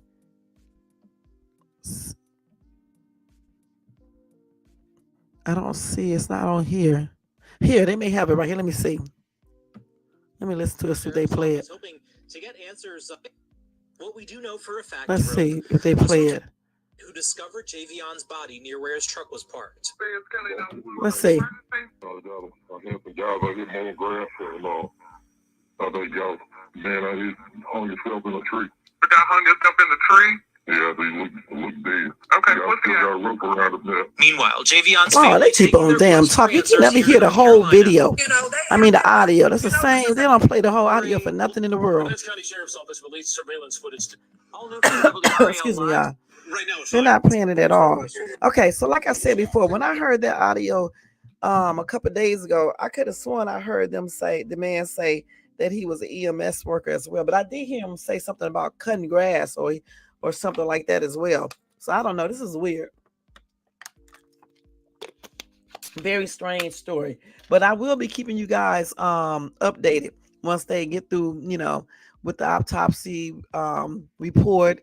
And then once they get the cell phone information and things like that. Okay, we will be on this all night. So let me go ahead and switch on to P. Diddy. I'm not going to cover him too intensely tonight, just a little bit. Talk about that Nicki Minaj stuff. And then tomorrow I'll give you guys some more stuff. This P. Diddy shit is like a trip. So if you don't want to hear P. Diddy, you can leave out now. If you do, you can stay in. I'm done with Javion Magee right now. I'm going to always stay on that case until they figure out and know for sure if he committed the S word or if somebody did that, point blank. Oh, wow. Really?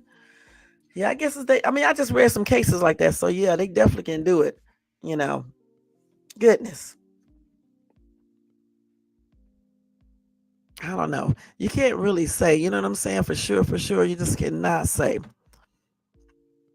Okay, let me go ahead and go over here to Nicki Minaj now and P. Diddy situation.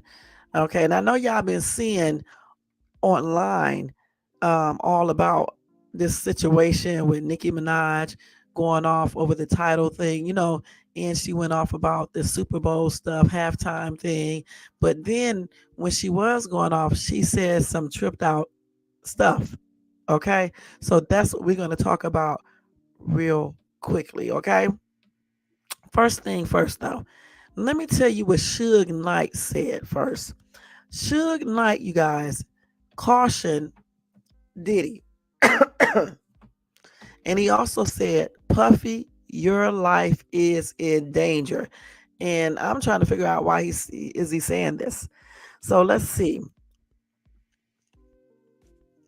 So this was on his latest episode of his Collect Call with Suge Knight podcast.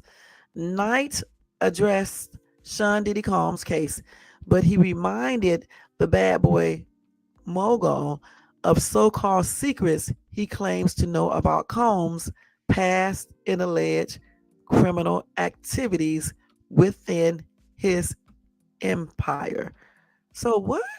Hold on. So he addressed Sean Diddy Combs' case, but he reminded Sean Combs of the so-called secrets he claims to know about Combs' past and alleged criminal activities within his empire. So Knight went on to caution Diddy about the danger he believes he's in.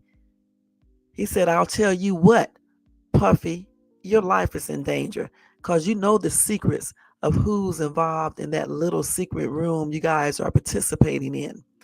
You know they're going to get you if they can. I turn myself in. Sometimes you got to face the music. That's most of the time. Now, as he did not too long ago, he gave Diddy some advice about preparing for the possibility of prison time. He said, Puffy, I'm going to give you some real advice. 2 quick things. You got to make a decision when you go to prison. Either you're going to be standing up, peeing, or squatting, sitting down, peeing. I would advise you to try to take the first one because if you squat and pee, you know what that means. Do not do your time going by Brother Love. Brother Love is not a good code name. Now, as you probably recall, Knight and Combs have had a long-standing rivalry dating back to the 1990s during the infamous East Coast, West Coast hip-hop feud, which saw Knight's D-Row Records and Combs Bad Boy Entertainment at the center of a heated and often violent rivalry. This tension coincided with the murders of Tupac Shakur and B.I.G., 2 tragedies that remained unsolved to this day. So that's what Suge told P. Diddy. He said he got some secrets himself. He knows about P. Diddy, about his criminal activities inside of his empire. And I want to know what those secrets are. And why is he even talking? Why? Right. What secrets do he know, you guys? And then if he knows secrets, well, I mean, what's the point in telling people about it if you're not going to say anything? You're not going to tell us what they are. Okay, let's go ahead. I don't want to read these comments right here because should be tripping. All right. So listen. So in this video, they said Diddy is screaming that he can do anything and everything. And let's see how he's going to get out of prison. Listen. Wait, I can't hear shit. Wait. The 14th when the soundtrack comes out? Wait. Let me show y'all this. If so, bump somebody. I love you, man. I got my MTV out.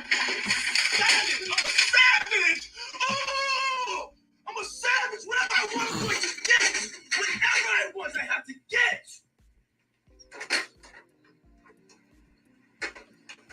Yes! What's next? What's next? I gotta get it. I'm not gonna stay fucking down. This man is I'm not low. gonna stay fucking lying down. I'm not. I can't do it, man. I can't do that. What's next? Give me something else. What can't you do? I can do it. I can do anything. J-Lo is just, I don't know. Every man she's been with has said the same thing, except for Diddy.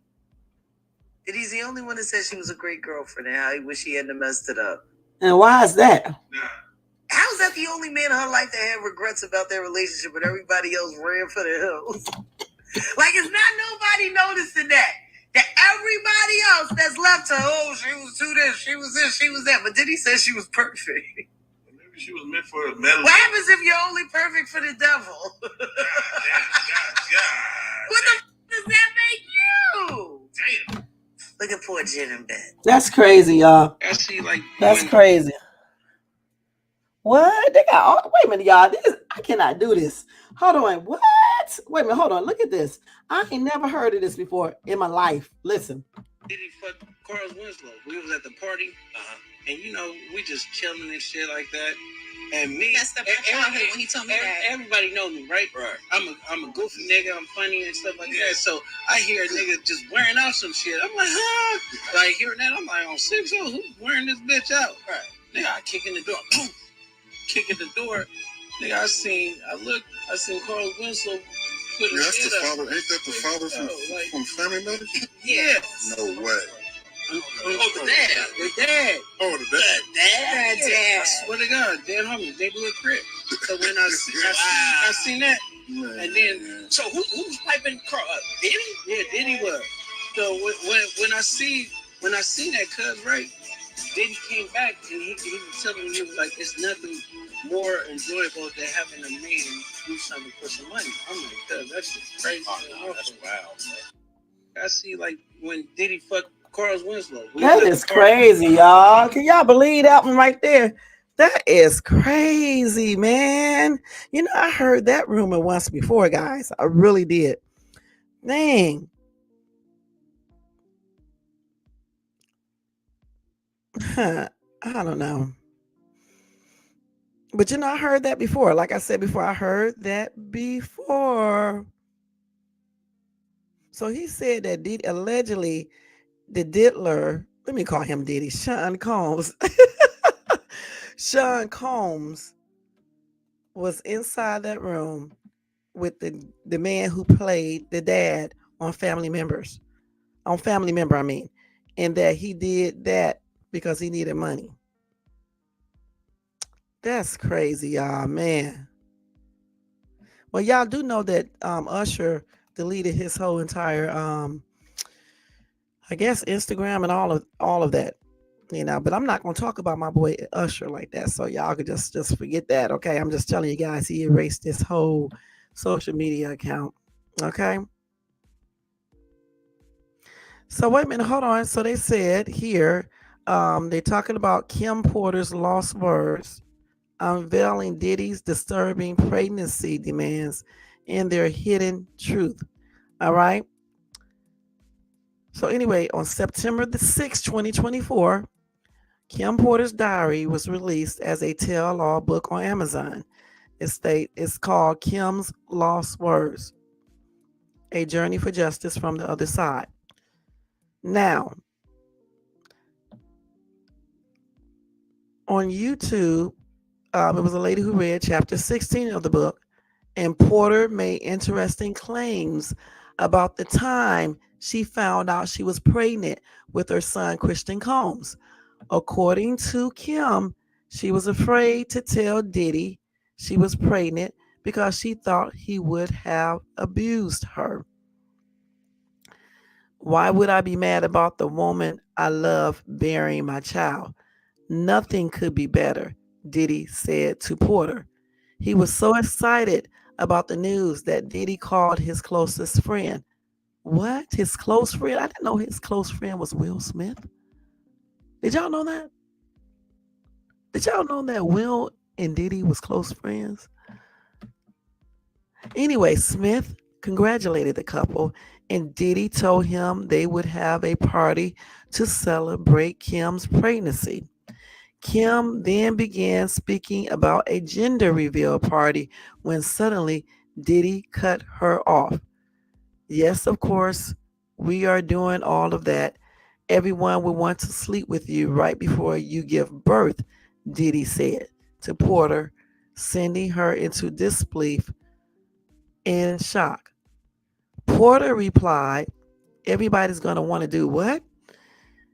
Diddy then said, well, not everybody. You know, Will, Jada, Blake, Diddy replied, what? So he said, again, yes, of course, we are doing all of that, but everyone will want to sleep with you right before you give birth. And then Kim Porter said, everybody's going to want to do what? And then he said, well, not everybody. You know, Will, Jada.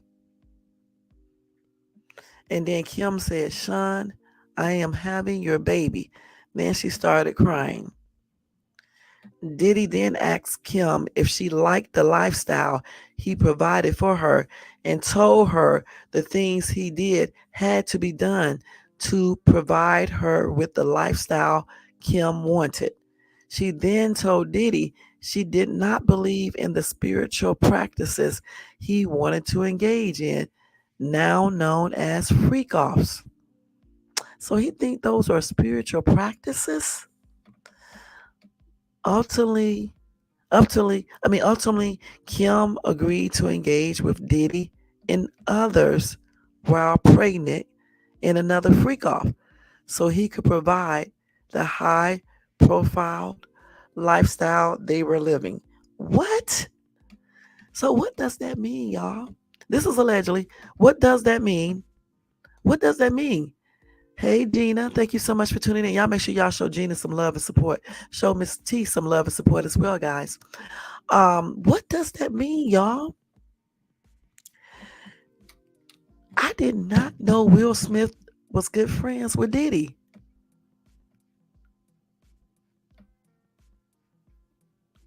Somebody said, notice how no one that knew or associated with Diddy is coming out in his defense.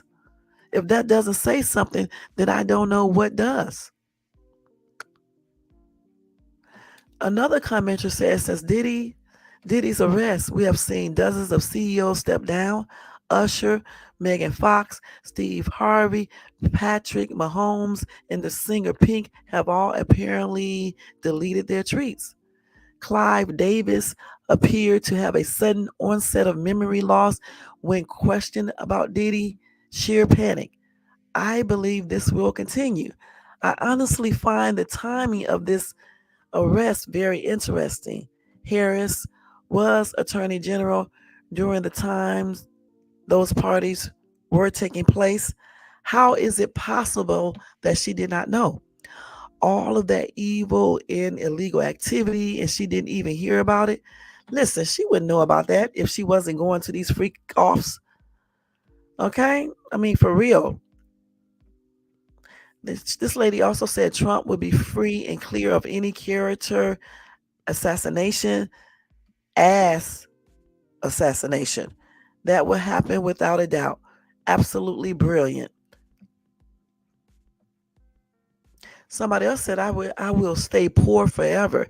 These rich and famous people are devils. The thing about it is, no, you don't have to stay poor. You just make, if you get rich, you just make the right decisions. You don't have to be doing the stuff that these people do. There's a lot of people that are rich and they don't do freak offs and do all this weird stuff. He said his account got hacked. And if his account got hacked, who hacked this account? Did somebody tell somebody? Did somebody pay somebody to hack Usher's account? So whatever he might have put up there when another commenter said he unalived that woman. Somebody else said Sean Combs, no prophylactic using nasty soul. Another commenter said, woo, Hollywood is scared right now. Man, that is crazy as hell what she just said in this thing. So Will then was there. So Sean Puffy Combs was saying that Will and Jada gonna want to hook up with her while she was pregnant. So that's what. Okay. Another thing, Sean Combs allegedly refused to put B.I.G. on his magazine cover after B.I.G. passed. Now that's weird.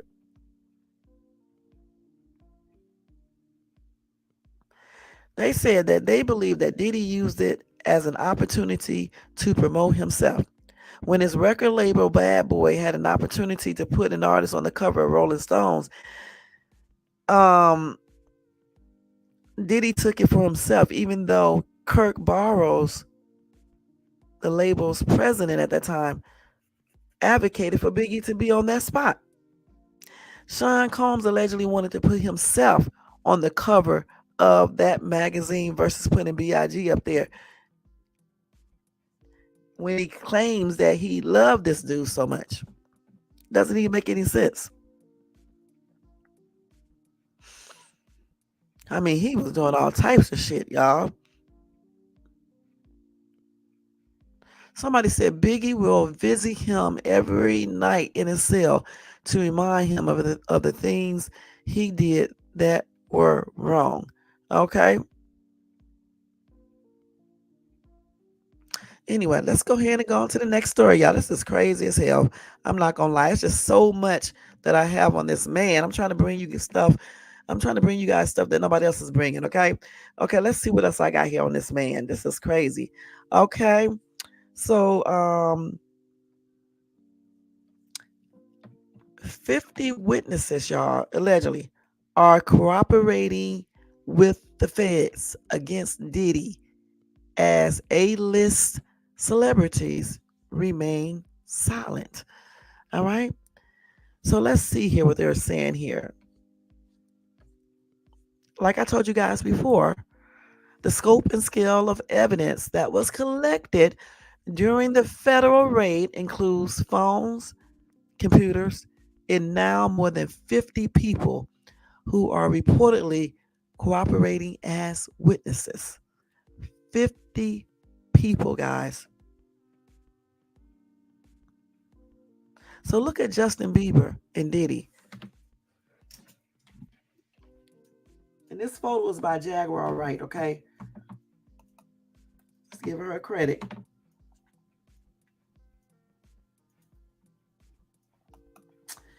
Okay, where's your shirt at, Justin? Huh? Goodness. So anyway, let's see what they're saying here. Now, in May, the Post said Jakes distanced himself from the man whose birthday party he attended by saying the allegations against Diddy were atrocious, degrading, and demeaning. He was just at that party. Y'all remember that daggone video we seen of TD Jakes at that party? Okay, now all of a sudden now he's not his friend anymore. Northern Virginia pastor R. Hancock says Jake had to say something to protect his empire and keep his church members from believing he was involved in the freak-offs. Oh my gosh. Minister L. Tony from Southwest Virginia noted that once the Cassie video was made public, Jake had to speak against it to save himself.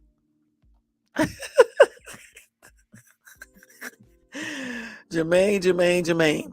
Now, allegedly, celebs are said to be scared to DEATH of being on the videos confiscated by the FBI or afraid Diddy might retaliate against them if they come against him. They are still afraid of Diddy. The only people that spoke up against him so far is Aubrey Day and 50 Cent. Okay, it's a couple other people, but those are the two main ones. Okay, so they are still afraid of this dude, you guys.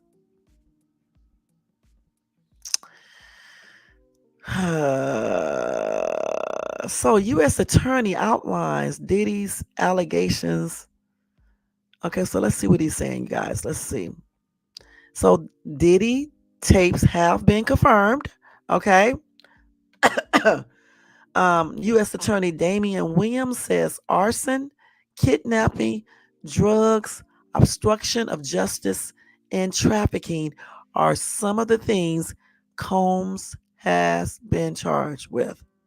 The names of those participating by choice or force have not been named.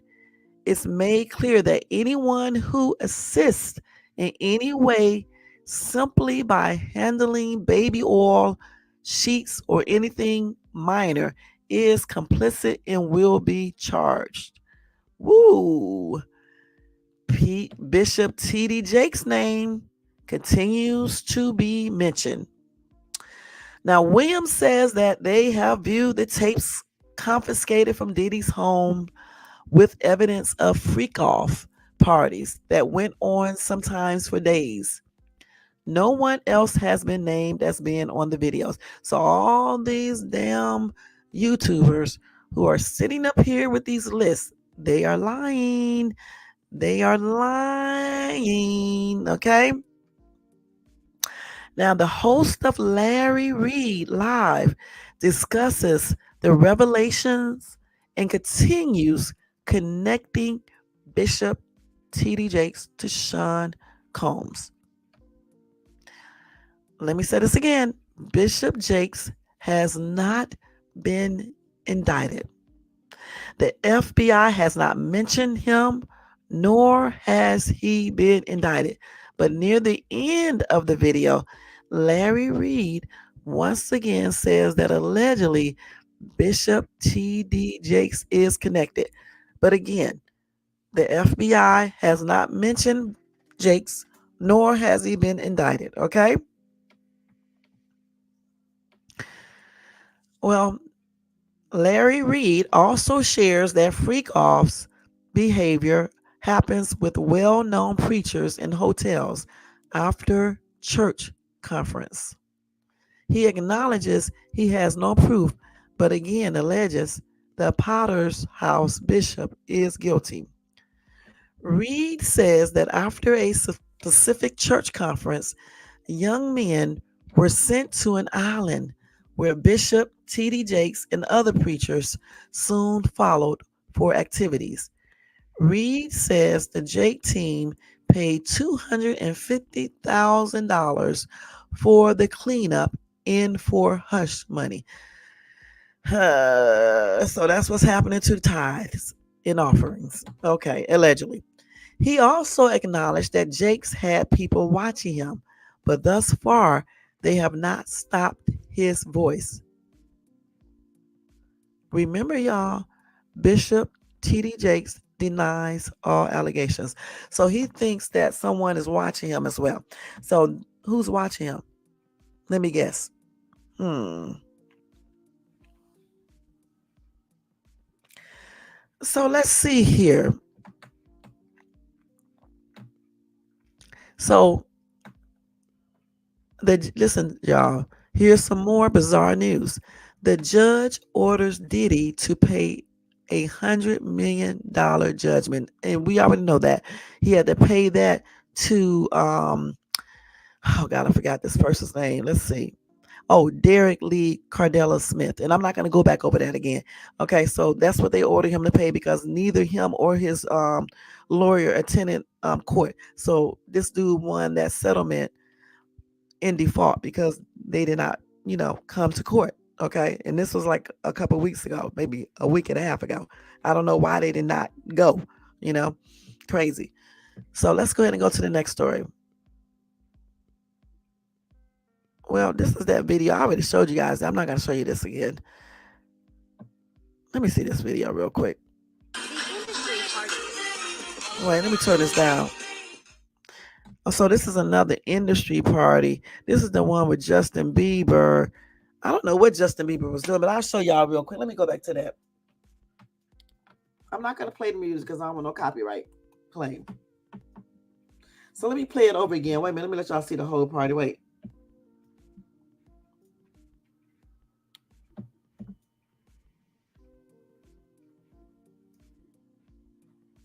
I don't know what this boy was doing. When the camera came, I seen the whole video, okay? When the camera came over there, he lifted up, acting like light was in his eye, obviously. He was surprised. But he also had not white stuff, but wet stuff all over his mouth and stuff. It's just weird. It's very, very weird, okay? You said Diddy is broke.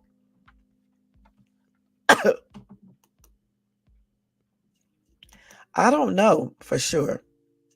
She definitely was there, she said, but if she was doing anything, that's because he made her, okay?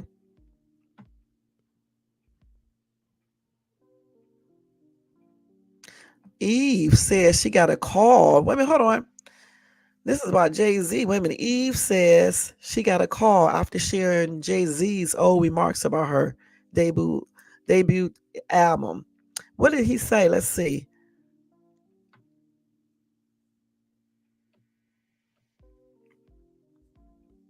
Let's see.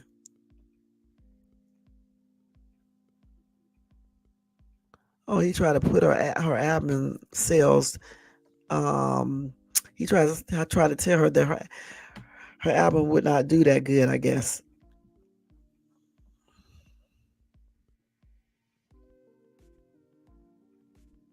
And then she clarified that he was not trying to say anything negative I guess he was just being let her know that it could happen. I don't know. That's weird. But anyway, okay. Let me go ahead and go on over here to the rest of Sean Combs. Hold on, y'all. Let me go ahead. So many stories. I mean, he is just flooding, social media altogether. So, like I just said, 50 witnesses are cooperating with the feds, okay, y'all, against Diddy's as A-list celebrities remain silent. This damn thing keep on coming up on my phone. Let me stop this again. Wait a minute, hold on. They keep on saying this crazy stuff. Schedule install. Let me see. Do not install a day. Let's do this. Just install at about, let's see, let's do at 6. We'll let it install at 6:47. Okay. Now, so it can stop contacting me. All right. So another story is that Diddy, y'all, he's in prison eating stuff that I don't think they should even allow prisoners to eat. According to this article, they said that Diddy's prison commissary list includes $9 steak, okay, as rapper contends with life in hell on earth prison. So let's see what they're talking about.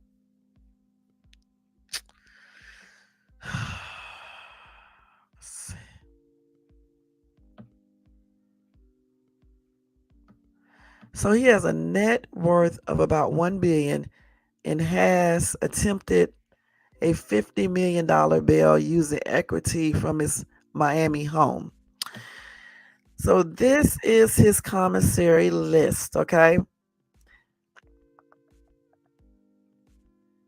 So friends and family can deposit money into his account to purchase items such as macaroni and cheese, chocolate covered pretzels, granola bars, mixed nuts, instant grits, Spam, yuck, Oriental style chicken soup, tuna, crackers, and more.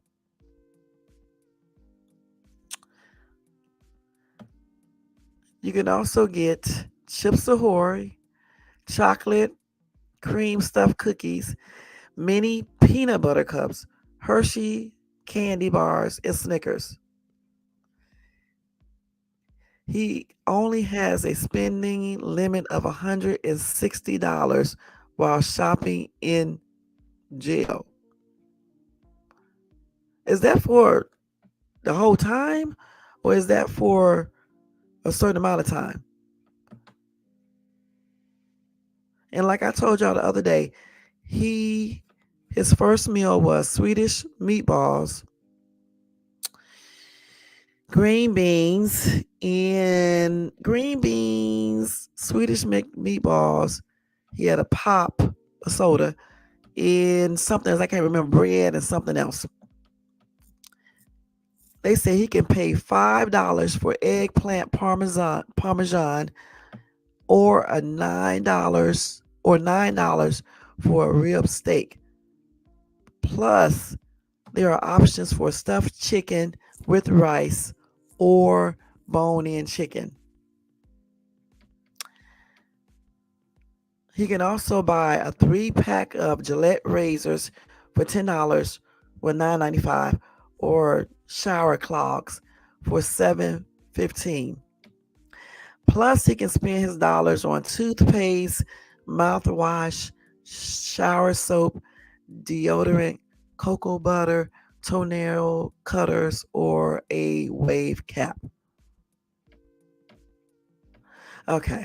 So the thing is, he can get a lot of stuff still in jail, like the $9 steak and things like that, Swedish meatballs, the stuffed chicken and shit, and with the bone in, bone out, or whatever, and things like that. But let me tell you something. I don't give a damn about all that food.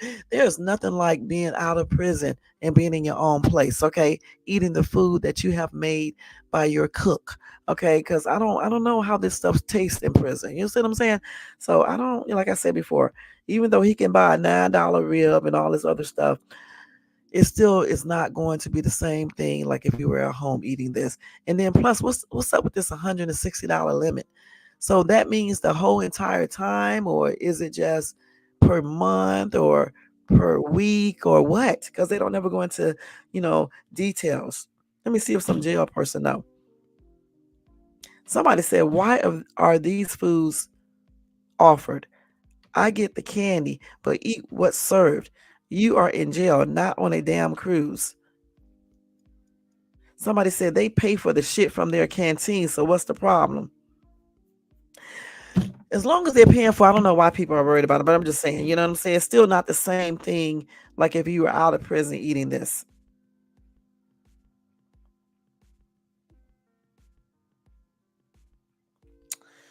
Anyway, it is what it is. So that's what he eat. And I told you guys the other day his number, his prison number. So you met him about 15 years ago. Used to work for the company called Carolwood that licensed out that farm and Baby Fat. He would always visit Russell. He came up to me. Wow. Okay. Okay. Well, I met him too back in 2013. Okay. And I would have never guessed that he was doing all this stuff because he was smiling, he was happy, he was saying hi. Just I would have never guessed it. You know what I'm saying? That's tripped out. Then they said Jay-Z is just as bad as Diddy. Okay, let's hear this real quick. So Jay-Z kept a 16-year-old Rihanna in a room until 3 a.m. Hold on. Let me see this. Okay, she's Bayesian. Hold on. How did you come in contact with her? I mean, did you fly over there? No, Jay Brown had actually bought me the song. She had a song right there that says, I want to say massive because of Bruce when I first heard the song. And then, he kept going, Jay Brown, he kept being persistent. I was like, you know what, bring her by. Mm-hmm. And when she walked in our office, I was like, she just had, it was just something about it. It was just, she had this, it was just something about it. Then she performed the song, and I was like, okay. Then, we sat down and we talked. And they were talking about how she would stay in the studio and try to get the verse over, then come back the next day. I was like, oh, work ethic, everything is there. So we signed it that night. We didn't let her leave the office. Really? The 3 a.m. was when that contract got signed. So from the meeting around 3, 4 in the afternoon, we signed it by 3 a.m. Wow. That day, I was absolutely certain. Oh yes, he said we don't sing songs here, we sing artists. And there was this little pause, and I was nervous. But then he said, and we're interested. And there was this sudden feel of relief. But then he said something about a window and a door or something. Oh, then he said, he said it more. I did a lot of work on you. He said, there are 2 ways to leave here, either through the door with the deal sign or through this window, and we're only 20 minutes. So Jay-Z is part of a walking club. You see the footage? He's walking, got a little fisherman's hat, got a little shorts on. What's this guy do anything? I'm like, a walking club to exercise. Okay, I do not care. Okay, I do not care about that. Okay, we don't care about what Jay-Z's walking club. I am beautiful. Want to take me out to dinner. Oh wow. Okay, his energy instantly gave me anxiety like stepfather who groomed him. Told him Mary. He didn't say it no far and answer. Actual scare. I'm from New York. Okay. I heard that, Gracie Grace. Thank you for telling us that. Okay.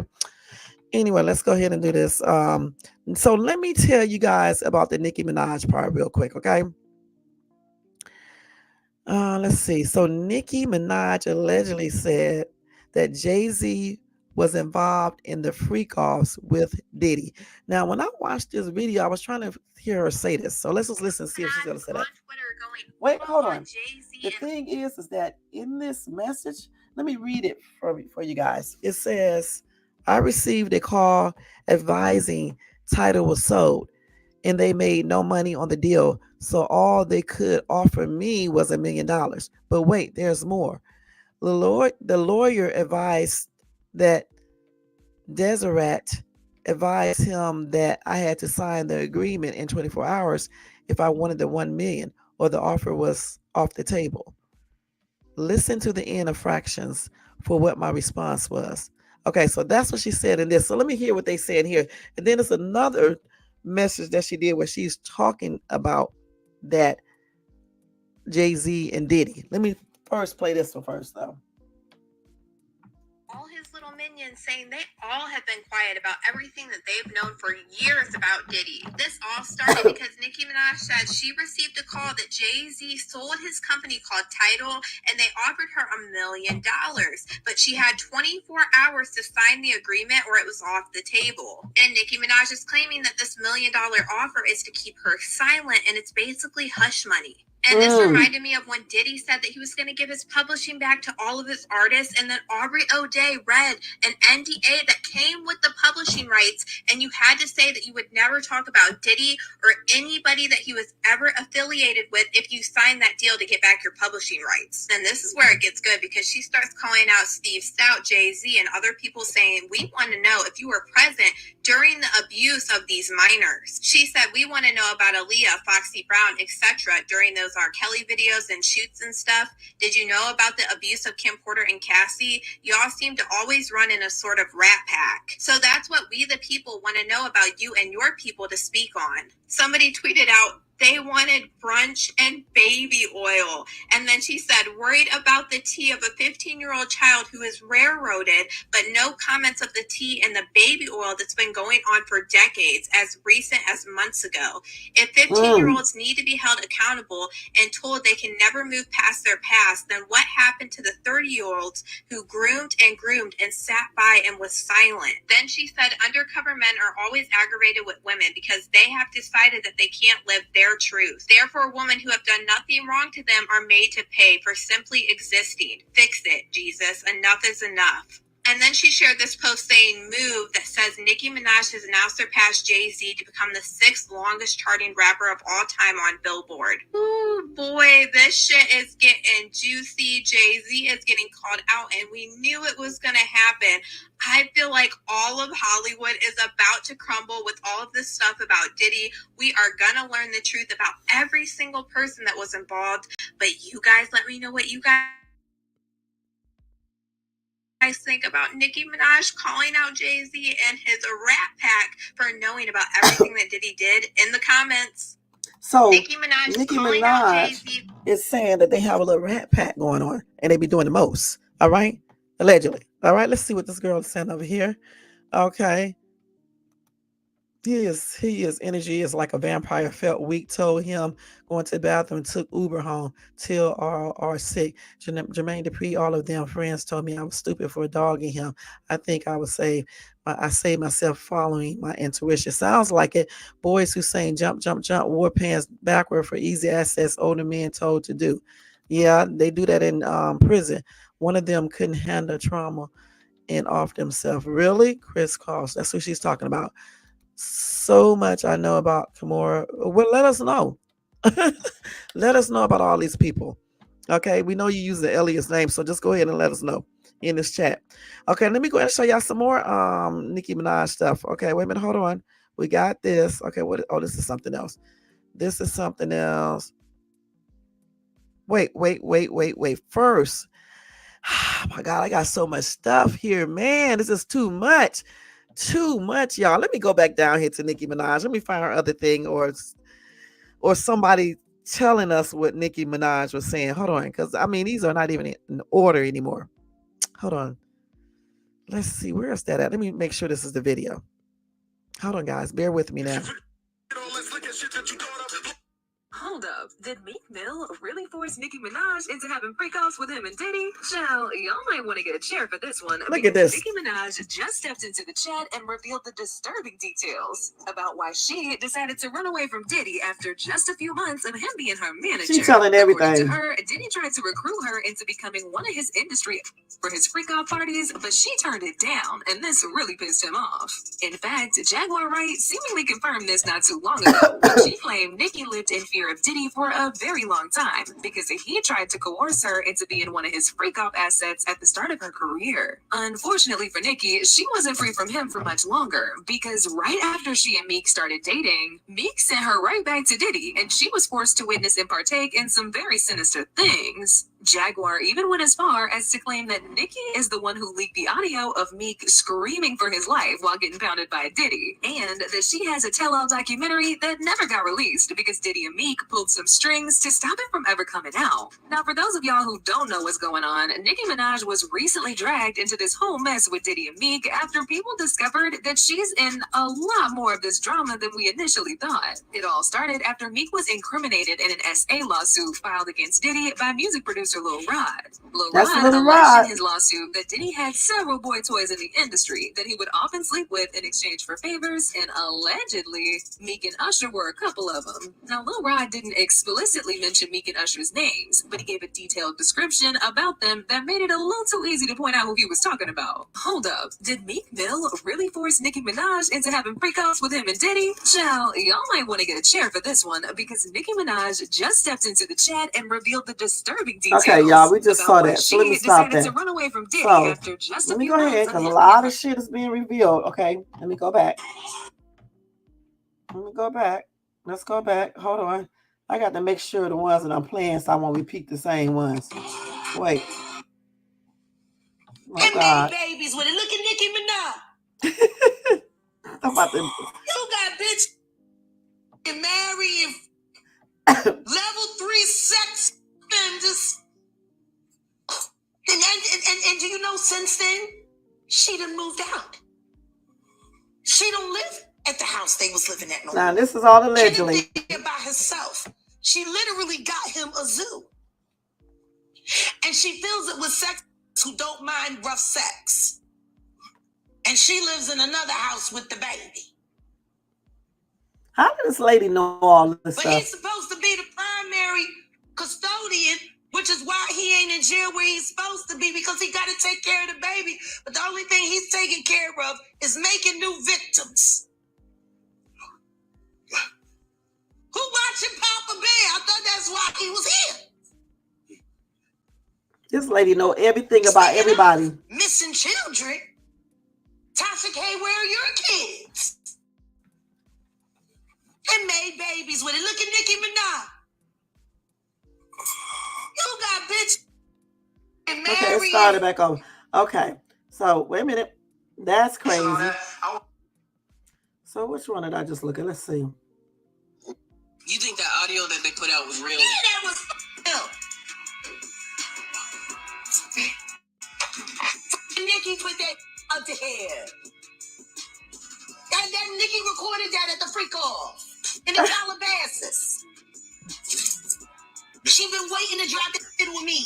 How does she know all of this? Insanity, because according to Jaguar Wright, Nicki Minaj might be the mastermind behind that jaw-dropping leaked video of Meek Mill and Diddy. And why? Allegedly, it's payback time for Meek putting her through some serious stuff 8 years back. Apparently, Nicki's been holding on to some major saltiness over how Meek treated her, and she allegedly went to the extent of orchestrating the leak by paying off the bodyguard to play the fall guy. And let's not forget those wild allegations flying around about Diddy and Meek having some kind of affair. Lil Rod's lawsuit definitely fanned those flames, accusing Diddy of taking Meek to, well, let's just say Pound Town. And then bam, next thing we know, that tape of Diddy and Meek is all over social media, leaving everyone absolutely shook to their core. Talk about a plot twist straight out of a Hollywood thriller. Girl, you need to get on this drama because Nicki did not come to play.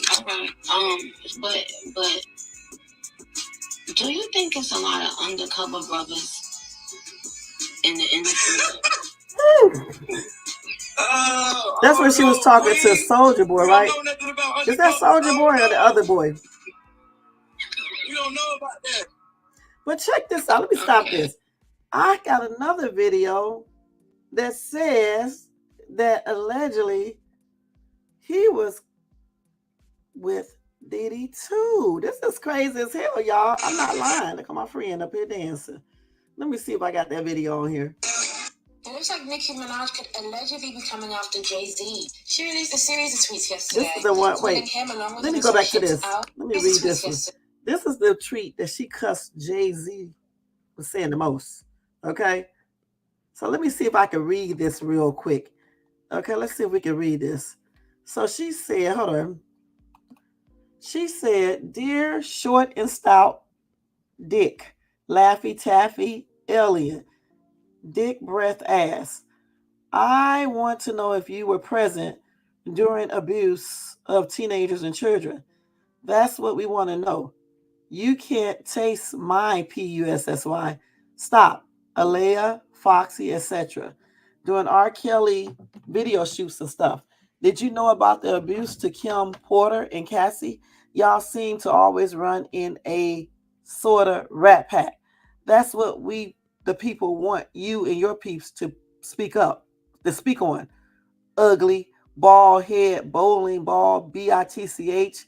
Nigga don't have this energy for gangsters in person, only for bees on the internet. And then she got something Gag City, Los Angeles. So she's talking about Jay-Z too on here. That's what she's talking about in this message right here, okay? Let me let this girl go ahead and finish talking now. Hold on, let me put that back on. Calling him along with his associates out, making it clear that she barely received any compensation for a previous deal she had with Jay-Z's streaming platform named Tidal years ago. But I think what the most interesting part about these tweets were, this one in particular, that currently relates to the P. Diddy scandal that has shaken pop culture and a lot of the world. This tweet features many code names and nicknames, seemingly letting us know something without letting us know it directly. This could be the start of something a lot bigger. It looks like Nicki Minaj could allegedly be coming after Jay-Z. She released a series of tweets yesterday. That's the truth. Let me see what some of these comments are saying. Somebody said they tried to get her to sign an NDA for the $1 million they owe her. She didn't sign it and didn't get $1 million. She is strong. I'm rooting for her to be a big witness. Somebody said they all falling. Somebody said, sure, the lady that's on coke and surrounds herself with abusers is a credible source. But the thing about it, in that tweet, she's telling us some of the same things that we already know. Okay? Or we think we know anyway. This is all allegedly, okay? This is some stuff that we already heard before about Diddy, especially. Let's see. These sick demons go way back to Shirley Temple, Drew Barry, all of them, some handlers. Some is so mentally damaged they can't find way back. Check out Hayden I forgot how you say her last name. Hayden Penitentiary or Penitentiary. I said her name wrong. And if I know who that is, that's the girl from those little kitty things and stuff that used to come on. I forgot the name of them. But I know who you're talking about. Soldier Boy as well. They are ashamed and wish to bury drama. She knows all this like I do when working in the industry. What else do you know? Tell us some more stuff. Okay. Let's see what else we got here. We got. Go to a Diddy party? Yes. So Tyrese went too, huh? Is it like Hold on. Let's look at this. Off the hook. Off the hook? And whenever they went into the quote unquote alleged. Hold on, y'all. I think in general, getting away from Diddy. Okay, let's go. Let's start this back. Him and whatever else he's. Did you ever go to a Diddy party? Yes. What was it like? A Diddy party? Is it like what they have in the media? Or off the hook. Off the hook. And whenever they went into the quote unquote alleged other section, I was never there. That's like, I guess, I think in general, getting away from Diddy and God bless him and whatever else he's dealing with. I don't beat people while they're down. That's just not who I am character-wise. No one can erase his legacy. Bad Boy Records and Faith Evans and Biggie and Craig Mack and 112 and Total and, I mean, mogul. I mean, I don't know what all that other is going on, or allegedly, but man, legacy is legacy, man. Surviving Neverland. Did that stop you from listening to Michael Jackson after the documentary came out? I don't know. Okay, Tyrese. All right, Tyrese. Let's see what some of these comments say real quick. What was it like? So he went to one of those parties, huh? He went to them freak out parties, huh?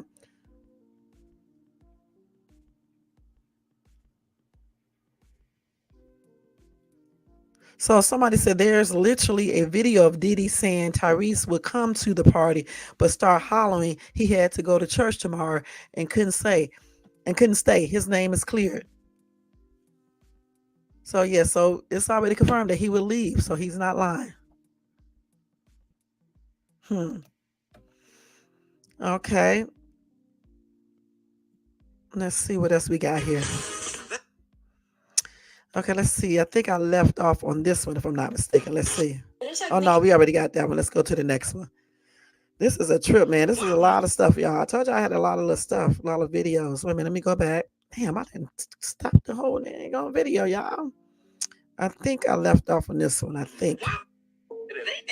So Orlando Brown speaking on this. He just did this, y'all. Listen.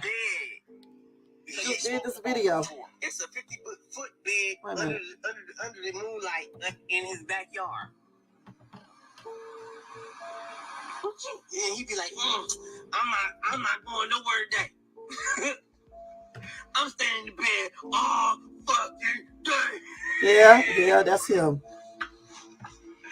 You said 50 in the bed. I got everybody in the motherfucking bed. I'm God, nigga. Yeah, I can believe that. I'm fucking God, nigga. I'm in the bed. Ooh, I'm getting hit. That's what I'm saying, bro. This nigga, yeah, bro. Yeah. And it's on camera with drones and shit. You niggas is lying to me. They're allegations at this point. But there's a lot of things going around in the world. So that's what he said, huh? Let's look at that again. They did it on his bed. It's a 50-foot bed. Because you've spoken about it before. It's a 50-foot bed under the moonlight in his backyard. He won't be on that bed no time soon. Yeah, he'd be like, I'm not going nowhere today. I'm staying in the bed all fucking day. You said 50 in the bed. I got everybody in the mother. Oh, wait a minute. Did you hear what he just said? Hold on. Listen. You've spoken about it before. It's a 50-foot bed under the moonlight in his backyard. Yeah, he'd be like, I'm not going nowhere today. I'm staying in the bed all fucking day. Forget Tyrese, Jermaine. You heard that? He said Jay-Z in the bed. Did y'all hear that? He said Jay-Z is in the bed too. Okay? That's what he said. He said Jay-Z is in the bed too. Listen. Y'all think this dude is so crazy, right? But he was telling you guys all of this a while ago. All right? Now, I told y'all that I met Orlando Brown when I first moved to LA. We all hung out together, okay? And he told my daughter some stuff, okay? I don't know everything he told her, but he was telling her some stuff. I'm not going to repeat it on here, though. Something about Raven Simone, too, but I'm not going to, tell y'all whatever, she told me, whatever the case is. But I told y'all the story when I met him, how he went in that bathroom. And when he came out, I don't know if I think he was a little intoxicated, okay? But I don't know if he had took any other type of stuff. But I know he was intoxicated. He was in that bathroom for a long time, too. And then they had a party later on the next night when Aaron Hall was there. I didn't go to that party, and my daughter didn't go either. But Aaron Hall was there. All of them damn people was there at that hotel. I'm never going to forget it. But I actually believe him when he said that stuff, what he said. I'm going to be perfectly honest. I believe him. Okay, he may sound a little crazy or whatever the case is, but when you go back and look what they got Diddy on now, you see that a lot of stuff that he said, it adds up. And the thing about it, I can hear that dude saying exactly what Orlando just said, period. People say, now y'all want to listen to Kanye and Orlando. Shaking my head. They have been trying to tell y'all, and y'all call them crazy. He may still be a little nuts there, but I'm telling you, he was telling the truth. At least I think so. Somebody says, so what happened to Kiki? She said something happened to her in that closet by Trey Songz and folks bashed her. What happened? Somebody said he looked hurt. And somebody said, yeah, he traumatized the hell out of him and others. Let me see if anybody heard him say Jay-Z's name. He said Jay-Z. So all of them was in the bed. Jay-Z was in the bed. He said, allegedly, that's what he said. Yeah, I told you. He said, I got Rihanna in the bed. I got Jay-Z in the bed. That's exactly. Let's hear that again. Let's see if we hear that, okay? Hold on. I'm going to read your comment in a minute. Let's hear this again. It's a 50-foot bed. Because you've spoken about it before. It's a 50-foot bed under the moonlight in his backyard. Yep. Hold on, He'd be yeah. like, I'm not going nowhere today. I'm staying in the bed all fucking day. This boy is nuts. He did. He said, I got Rihanna in the bed, Jay-Z in the bed. I got everybody in the MF in bed. So that's what he said. That's a damn shame. Y'all just heard it right there. Okay, you just heard that. Let me see what else I got here. And that's when I kind of got to lean into the. So he said Nokia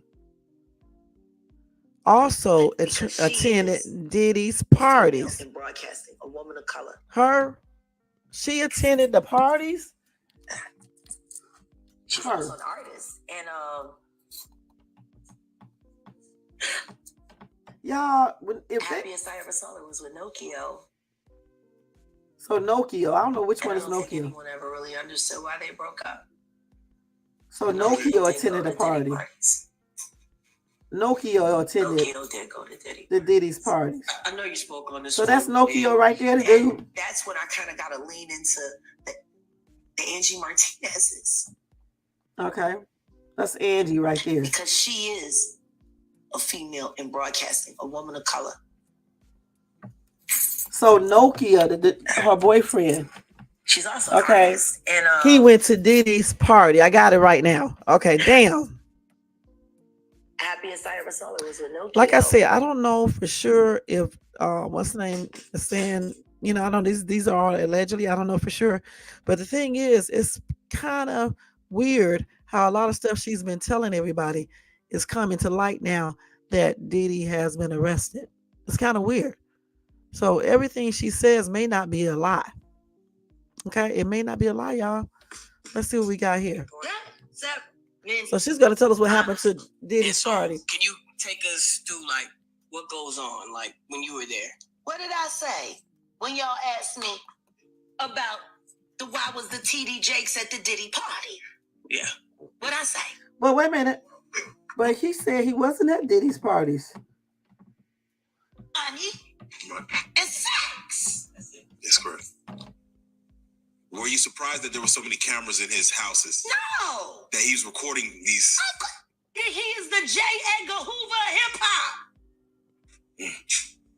Okay. Y'all done seen him put on the pyramid with a skirt. So let me ask you, when you hear that Cassie was told to hire... Yeah, seven, many, honest. And so, can you take us through, like, what goes on, like, when you were there? What did I say when y'all asked me about why was the TD Jakes at the Diddy party? Yeah. What'd I say? Money and sex. That's correct. Were you surprised that there were so many cameras in his houses? No. That he was recording these... He is the J. Edgar Hoover of hip hop. Okay. Y'all done seen him put on the pyramid with a skirt. So let me ask you, when you hear that Cassie was told to That's hire... crazy, y'all. Seven. Okay. Now, I think she said she's been to those parties, right? So she probably knows what she's talking about, y'all. Point blank. Let's go ahead and read this over here. Jermaine said, but yeah, he was telling the truth about Diddy. Yeah. Line had Brooke Shields, teenager, think Blue Lagoons. In your face. Yep, they sure did with the older men. And you know what? They always be doing that in Hollywood. You know? Check movie out. See, I know. I've seen the movie before. My truth is the truth. Hold on for 1 minute, y'all.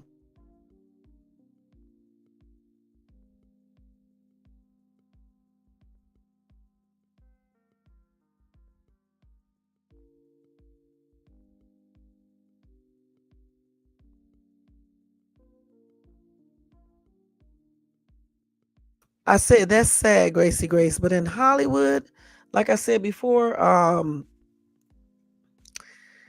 you got to be very careful because so much, there's so many evil people in Hollywood and it's on everything that prey upon young kids, you know, people that be in desperate situations, people who are weak, you know, or they just be desperate. You know what I'm saying? And then some people actually like doing all this stuff. So it's just really, a sad thing. Let's see what else they got here. Hold on, y'all. Let's see what else. Let me make sure I played all these. Okay. So let me tell you guys what Cat Williams say. Cat Williams said he believes that Diddy will tell on everyone. Okay, he will snitch on everybody. Let's see. So let's see. Hold on, let's see what he said. So basically, he just said that he predicts that Diddy will snitch on everyone who was there, point blank. All right. And it's going to be very shocking, honestly, to find out who all went to these freak offs. Because another article that I had said that there was some politicians, even head of countries, actors, sport people, actresses, just a lot of people. Okay, a lot of people. So, by the way, men are married to men. Many don't know sex change went back to 60. Investigate. Sure, I know. Let's see what he's doing on this at this party. They got the sound pulled off. Let's see. So they said this is the last event that Diddy was at, and they said he was looking nervous here. Let's see. So Diddy was looking nervous here at this event. Let's see. This damn thing here. Okay.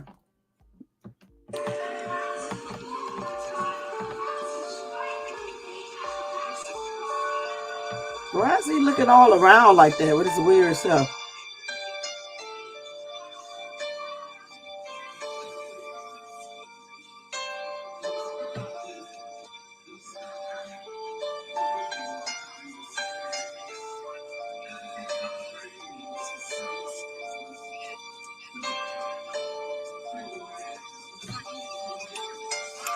Flavor Flav there.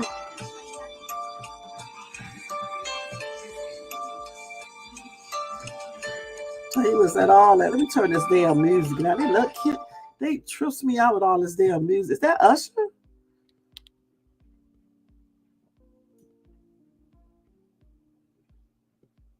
Of course he did. Of course he knew. Of course he knew before they came in there and raided his house and stuff. Shit. He was looking all around. Let me look at this video up close myself. It's the first time I seen it. Let's see who all was at this party. A lot of celebs. Is it T.I.? Can't tell who these people are, all of them. He was looking all around. He was looking nervous. Unless somebody was talking to him and telling him to look around, looking for somebody. Not sure. Because you know how these videos do. They'll be doing something totally different, and then they'll be trying to pretend like the person was nervous and looking around. He might have been looking for somebody then. Because in the rest of it, I don't see him just looking all around like he was before. I thought that's not no Usher. Okay. So I don't know for sure if he was looking nervous. Okay. He could have just been basically looking for somebody. Of course, they're going to be putting up all these bogus stuff. They are weird. Very strange. My assumption, Bay and Jay at 10 had her so drugged out, no recollection, but triggered because he had to tell her truth. That's what they said. They said she's always highly medicated. She's always medicated. Okay, and if her mom knows that, if this is true, why do they keep her with him?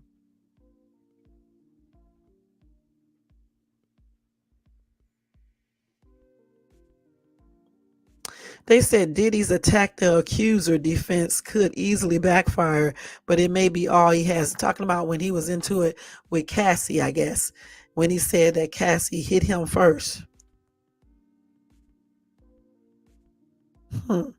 Yeah.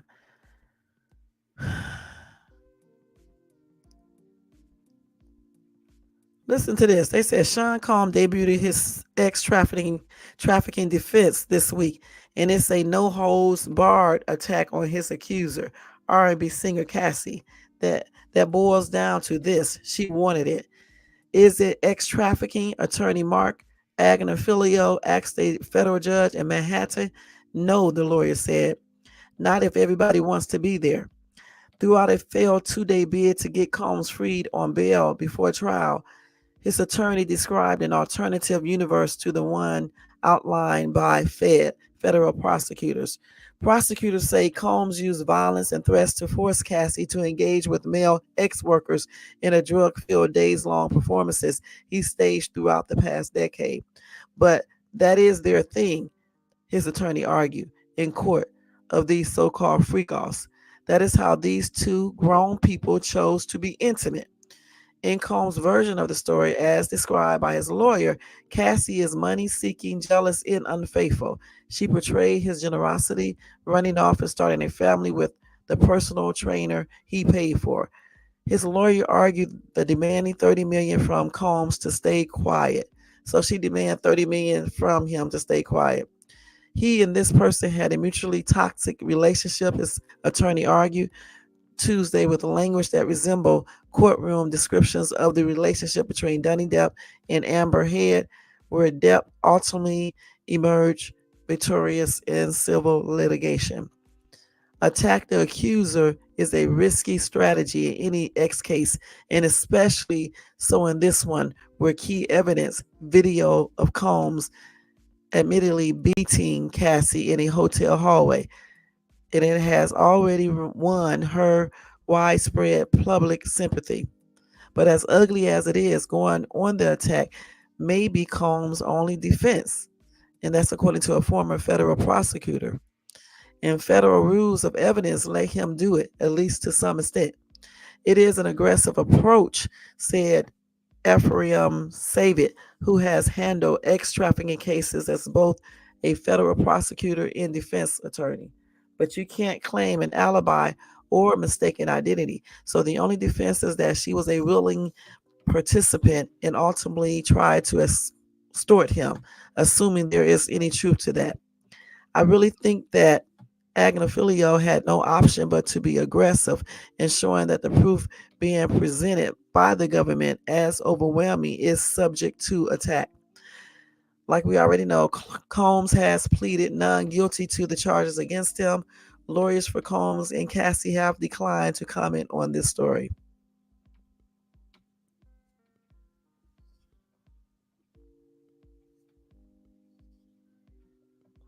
So let me tell y'all something. The federal judges will allow evidence of the victim's actual past and everything else it deals with, and if offered by the defendant to prove consent. So they're going to be able to show that. You know what? I was just telling somebody that his lawyers might show some evidence where it shows that she and other people consented to certain things for that money. So if he has evidence like that, we're going to see what's going to happen, you guys. But let me tell you something. Just say if something amazing happens and he gets out, a lot of people are still not going to be messing with him point blank. And they may still cancel him. You know what I'm saying? Just for the whole thing. But anything is better than being incarcerated, I guess, besides being unalive. So let's see. That's the sad part. Money. Root of The love of money is the root of all evil. Their parents are bought. Amanda Bynes, all of them. The mom sold her at 13. Dan Snyder got her pregnant at 13. Wow. When they try to speak up, they get shocked and medicated. Keep high in public eyes crazy. No one will believe them. They are all undercover. I believe you. What about Jay-Z and Diddy? What you know about that? Wait a minute, hold on, let's see. His lawyer, y'all, also mentioned a recorded conversation in which Cassie's lawyer asked Combs' lawyer for $30 million to keep the R&B star from publishing a tell-all book about the relationship. And so his lawyer said that conversation, I guess, did not go so well for her. And then in November 2023, Cassie filed a civil lawsuit against Combs and his company.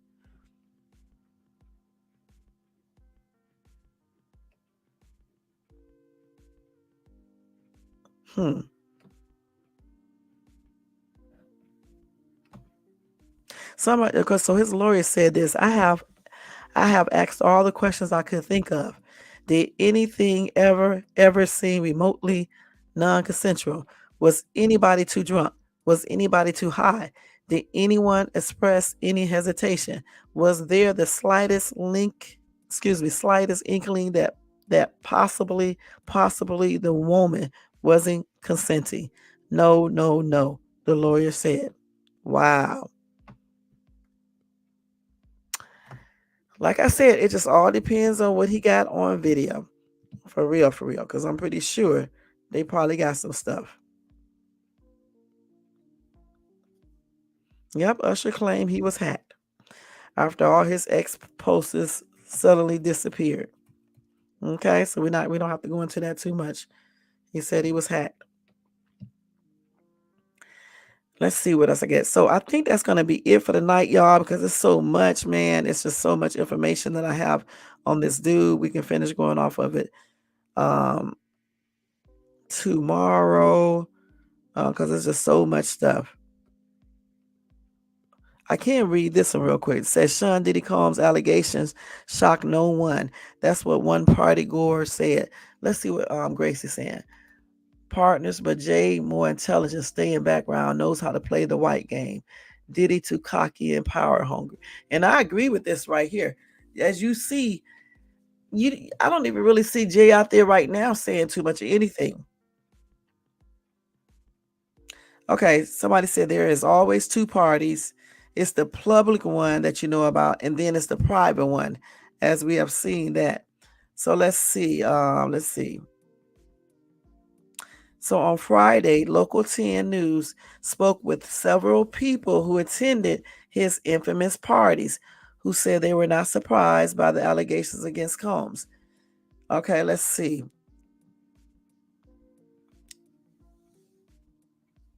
So one person showed clips of Diddy holding parties at his homes in Miami Beach in Los Angeles. He and the others described parties lasting for about 24 hours at a time. Sometimes they provided breakfast in the morning, and it's like you can chill. Okay, that's what this man said. He said, I'm just wild on how he just able to keep all that energy. He just has a lot of energy, like to be that age and to be throwing these parties so frequently. Okay, so two different judges did not. Okay, we want to see what he said. So he said, wait a minute, the freak-offs sometimes lasted days at a time. It involved multiple commercial ex-workers, and when Combs did not get his way, he was violent. What? That's according to the U.S. Attorney Damon Williams. Let's see what this man said. Now, why do they always say people be knowing, and then all of a sudden they say this man did not have any firsthand knowledge of the X events? He said he was there. He said there were often parties within those parties with private spaces and private after parties. Hold on, let me see what I just saw here. Okay, so then he said there's always two parties. It's the public one that you know about, and then it's the private one. Maybe something like, sometimes it's like the VIP or like the high-end celebrities. They go in the house. Hold on. Yeah, that's common knowledge. Okay, let's see. That's all he had to say, y'all. They also okay. That's all he said though. Damn, these people don't never give a whole entire description about what happened. This man don't have no real damn. He's not really like a witness like that. He don't know exactly what went on there. He just saying little bitty things. He don't know because he wasn't invited into the private parties. He probably wasn't even invited to the regular parties. Shit. They be lying on these news articles. Goodness. Somebody says, so now you people are coming forward. You could have helped these victims when it happened. Diddy makes Epstein looks like an altar boy. Big names are going to come out. Effing animals, life in prison. I know one thing is I bet there's a lot of damn celebrities involved in this. Did you know that Ben broke up with Jennifer because he found out about Diddy's sick stuff? That's probably what. Yeah, that's probably why. Yep. Yep.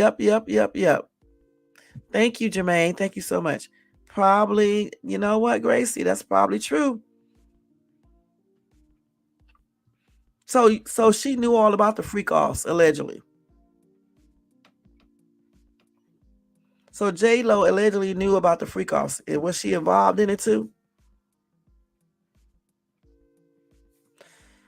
Let's see what he said. So Ray J says allegations against Diddy are hurtful and confusing. Claims he never seen the stuff that's being said. Well, so that don't mean he didn't do it. When I seen him in person, it doesn't. When I seen Sean Combs in person, when you look at him, he's speaking and shit all happy and shit. You said not willing. Oh wow. When I saw him, he was all happy, doing the most, waving, all types of shit, saying hi. You would have never thought he would be doing all this weird shit. You know what I'm saying? You just would have never thought it. But he put on a good image out in the public, like a lot of people do.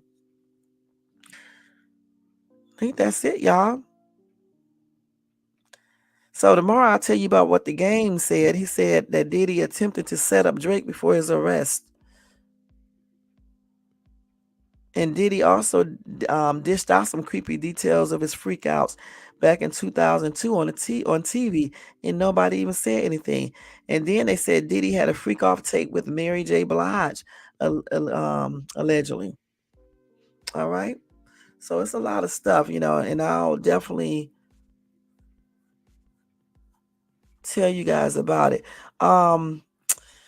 So I may want to show y'all this one, and then we're going to get out of here with Diddy, former bodyguard, speaks on what happened the night Big passed. Let's see what he says. I'm not going to show this video. I'm just going to let y'all hear because I'm getting tired of getting up here, pumping these videos up. Just listen. Hold on. And I said to Puff, whatever y'all do, don't let them go to sleep.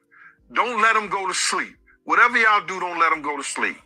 And Kenny jumped in their car because he said he knew where the hospital was at. And now Tone was driving our car. So that's sad. Puff said, "Can you know what the hospital is?" He said, "Yeah, I know where the hospital is." And he said, "Yo, Big, I'm gonna get you to the hospital. Big, I'm gonna get you to the hospital." And Big said, "Just do it before I close the door." He said, "Just do it." So she said he didn't say nothing. But I see he's a 17-year-old kid, he in shock and everything like that. You know what I'm saying?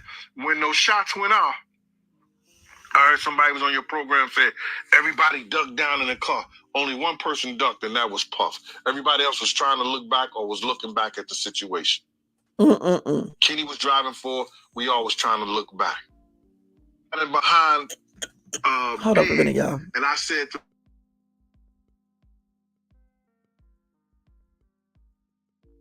So, in other words, He ducked because his ass trying to save himself. Shit, let's keep it real.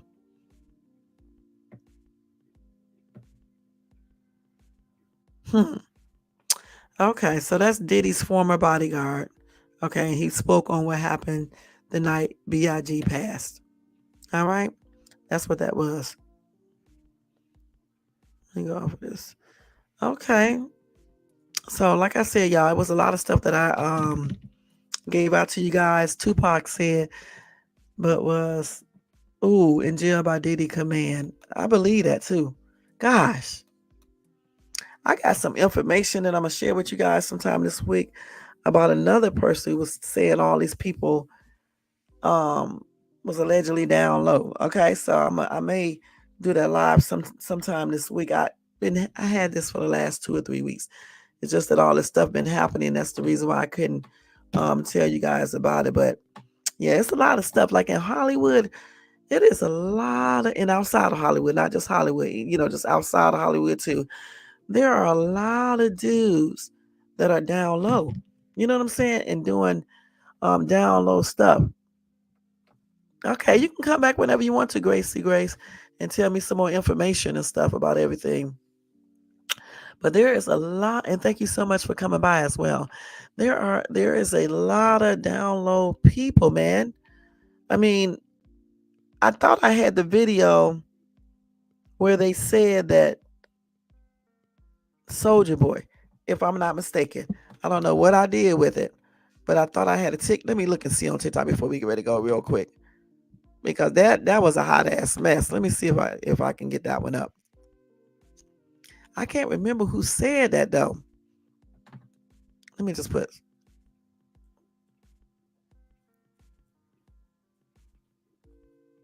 Let me just put Soldier Boy and Diddy because you can't put certain words on TikTok. I forgot.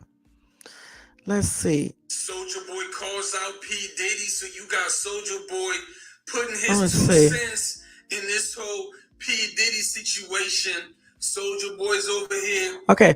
I don't know if he says. Wait a minute. I'm trying to think. Who did he say? I don't know if it was Soldier Boy or what's the other dude name? I can't remember. I thought that I saw Soldier Boy though up there. Let me see. This boy right here sound tripped out. Let me see. Soldier people coming from all over the world. No, this is it right here. Listen, just listen. That I've worked with, and who is the hell doing this? Wait, hold on. Who the hell is this doing this here? Wait. I can't see this. As an icon, I'm blown what? Away. Hold on, let me do this again. People coming from all over the world, and that I've worked with. So you just put a perm in this here, huh? You know, everybody that's flying in for the Clive Davis event tomorrow, which I'm getting honored. It's as an icon. I'm blown away. Thank you, Clive, and the whole crew. It's a big honor for me, but I have to take the time out to just thank every producer, engineer, executive, artist, bad boy employee, every manager, every label that I've worked with, everybody that's been involved in my musical career as an executive. This is like the highest award you could get as an executive, from the most legendary record executive in the game, Clive Davis. And I'm super, super excited about tomorrow night. And I wanted to say thank you, love. Now, allegedly, this is one of Hollywood's biggest secrets, and everybody was in on it.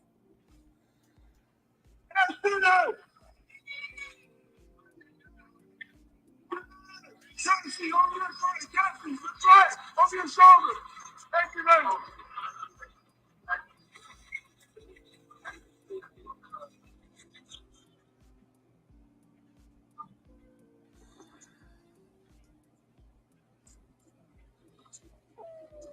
The tides changed when Cassie Ventura took the brave step to call out Diddy for what he done. Now others followed, and eventually the feds got involved after Lil Rod claimed that Diddy had sex trafficked minors across state lines. What you mean by that? What you doing? Like I said before, man, I was getting calls from females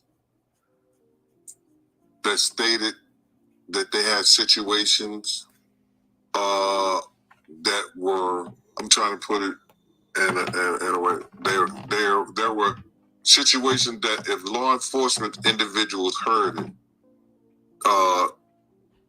Puff had broke the law with them. So he had committed a crime.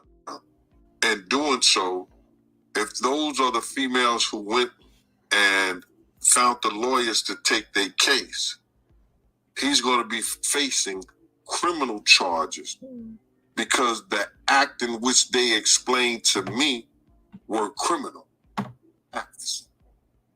The drugging, the touching, the rape, the raping, all that. So now,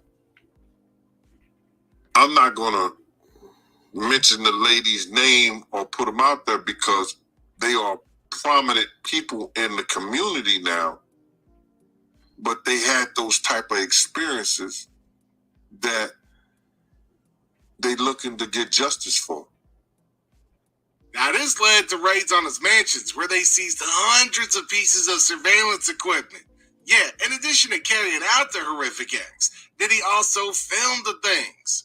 Now, did he blackmail the victims or the perps? Now, we don't know, but there's got to be a reason why everybody stayed quiet. I am heartbroken that Cassie must relive the horror of her abuse, and my heart goes out to her. I know exactly how she feels, and through my empathy, it has triggered my own trauma. Along with her caption, Misa shares pics of his sons, Justin, Quincy, and Christian, the latter of whom he shared with his late ex, Kim Porter, with the second slide featuring Combs' daughters, Chance, who he shares with Sarah Chapman, twins Delilah and Jesse, who he shares with Kim Porter, and 17-month-old Love, who he shares with Dana Tran. Adding, these young people were raised by women that want the best for them. We put God and education first and have always been united on our mutual effort to support their dreams. Two of the youngest do not have their mother here, and it has been our duty to support them.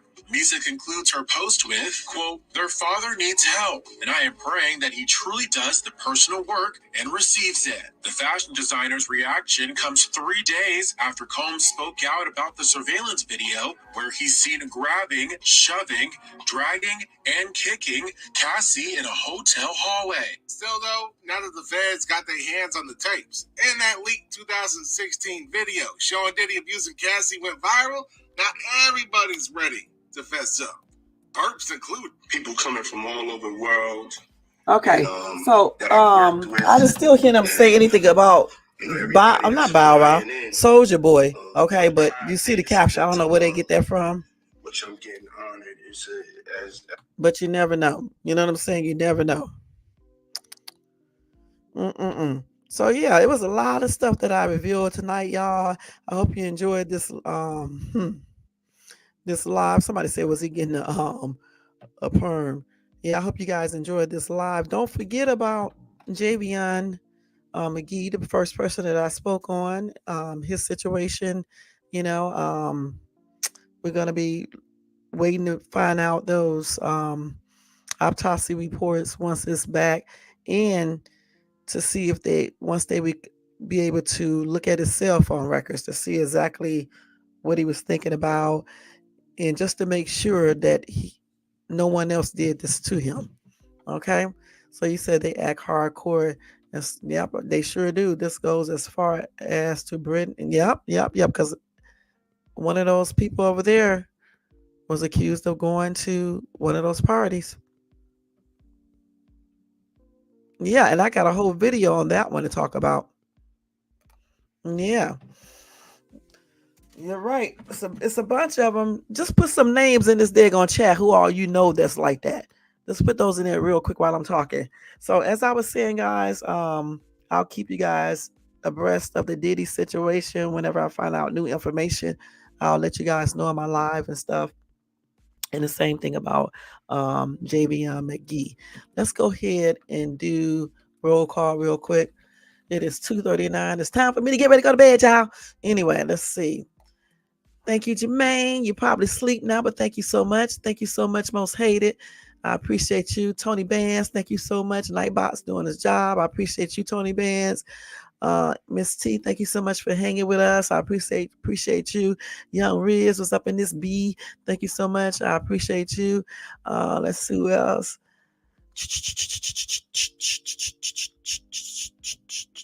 Gina was up in here. Thank you so much, hon. I appreciate you. Gracie Grace, thank you so much. I appreciate you, hon. Let's see. I hope I didn't miss anybody. I hope I didn't. It's cold in here. Jamie Foxx, Birdman. Wow. Too many to name. It's a lot, huh? All right. All right, guys. And thank you to everybody in the bushes, everybody who watches this in the replay. Y'all, don't forget to thumbs up this video, as you can see it right there on the screen. Also, if you're not subscribed to the channel, please subscribe below and hit that bell notification so you can be notified of any upcoming videos. Again, thumbs up, subscribe, and hit that bell. And share and leave a comment if you like about this whole entire live. And don't forget, everything is allegedly unless we have actual proof. Some things you do, but other than that, everything is allegedly. Okay. So we are getting ready to get out of here, y'all.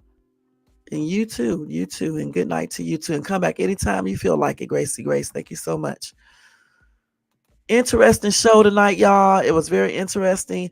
I usually don't come on Sundays, but I did this tonight because I wanted to let you guys know about Javion, and then I wanted you guys to know about this stuff that I just got on Puffy Combs. All right, so I'll see you guys later on tomorrow, which is today. Happy and blessed new week. That's it, y'all. I think that's it. Don't forget, if you want to show additional support to the channel, you can do a Cash App to $ShadesTube. All donations are used to better this channel. All right, other than that, let me go ahead and change all of these banners. Good night to you. Thank you, Jermaine, for saying good show up here. Good live. Let's see. What you said? You said you got a what? I have a freak off tomorrow. Everybody stop by, bring your own lube. Boy, you are so silly. Jermaine, you are crazy. All right. So y'all, Jermaine said he has a freak off tomorrow. So if you guys want to come, bring your own, you know what, in your baby oil too, because Jermaine like that baby oil. Okay, for real. So make sure y'all bring it on in. Okay. All right. Thank you, Jermaine. Crazy self. And everybody be safe. Always be cautious of your surroundings. All right. And good night to everybody. All right. See y'all later on. Have a good day. Happy and blessed new week. Let me take this off here, y'all. And so here we go. And see y'all later on for my Night Owls special again. Okay. Good night, y'all. All right. Let's get out of here. Let me go ahead and put this stuff on, y'all. Let's put this stuff on. If I can ever get to it, let me turn this music off too. All right, y'all. See y'all later. Have a good night. Good morning. Peace out.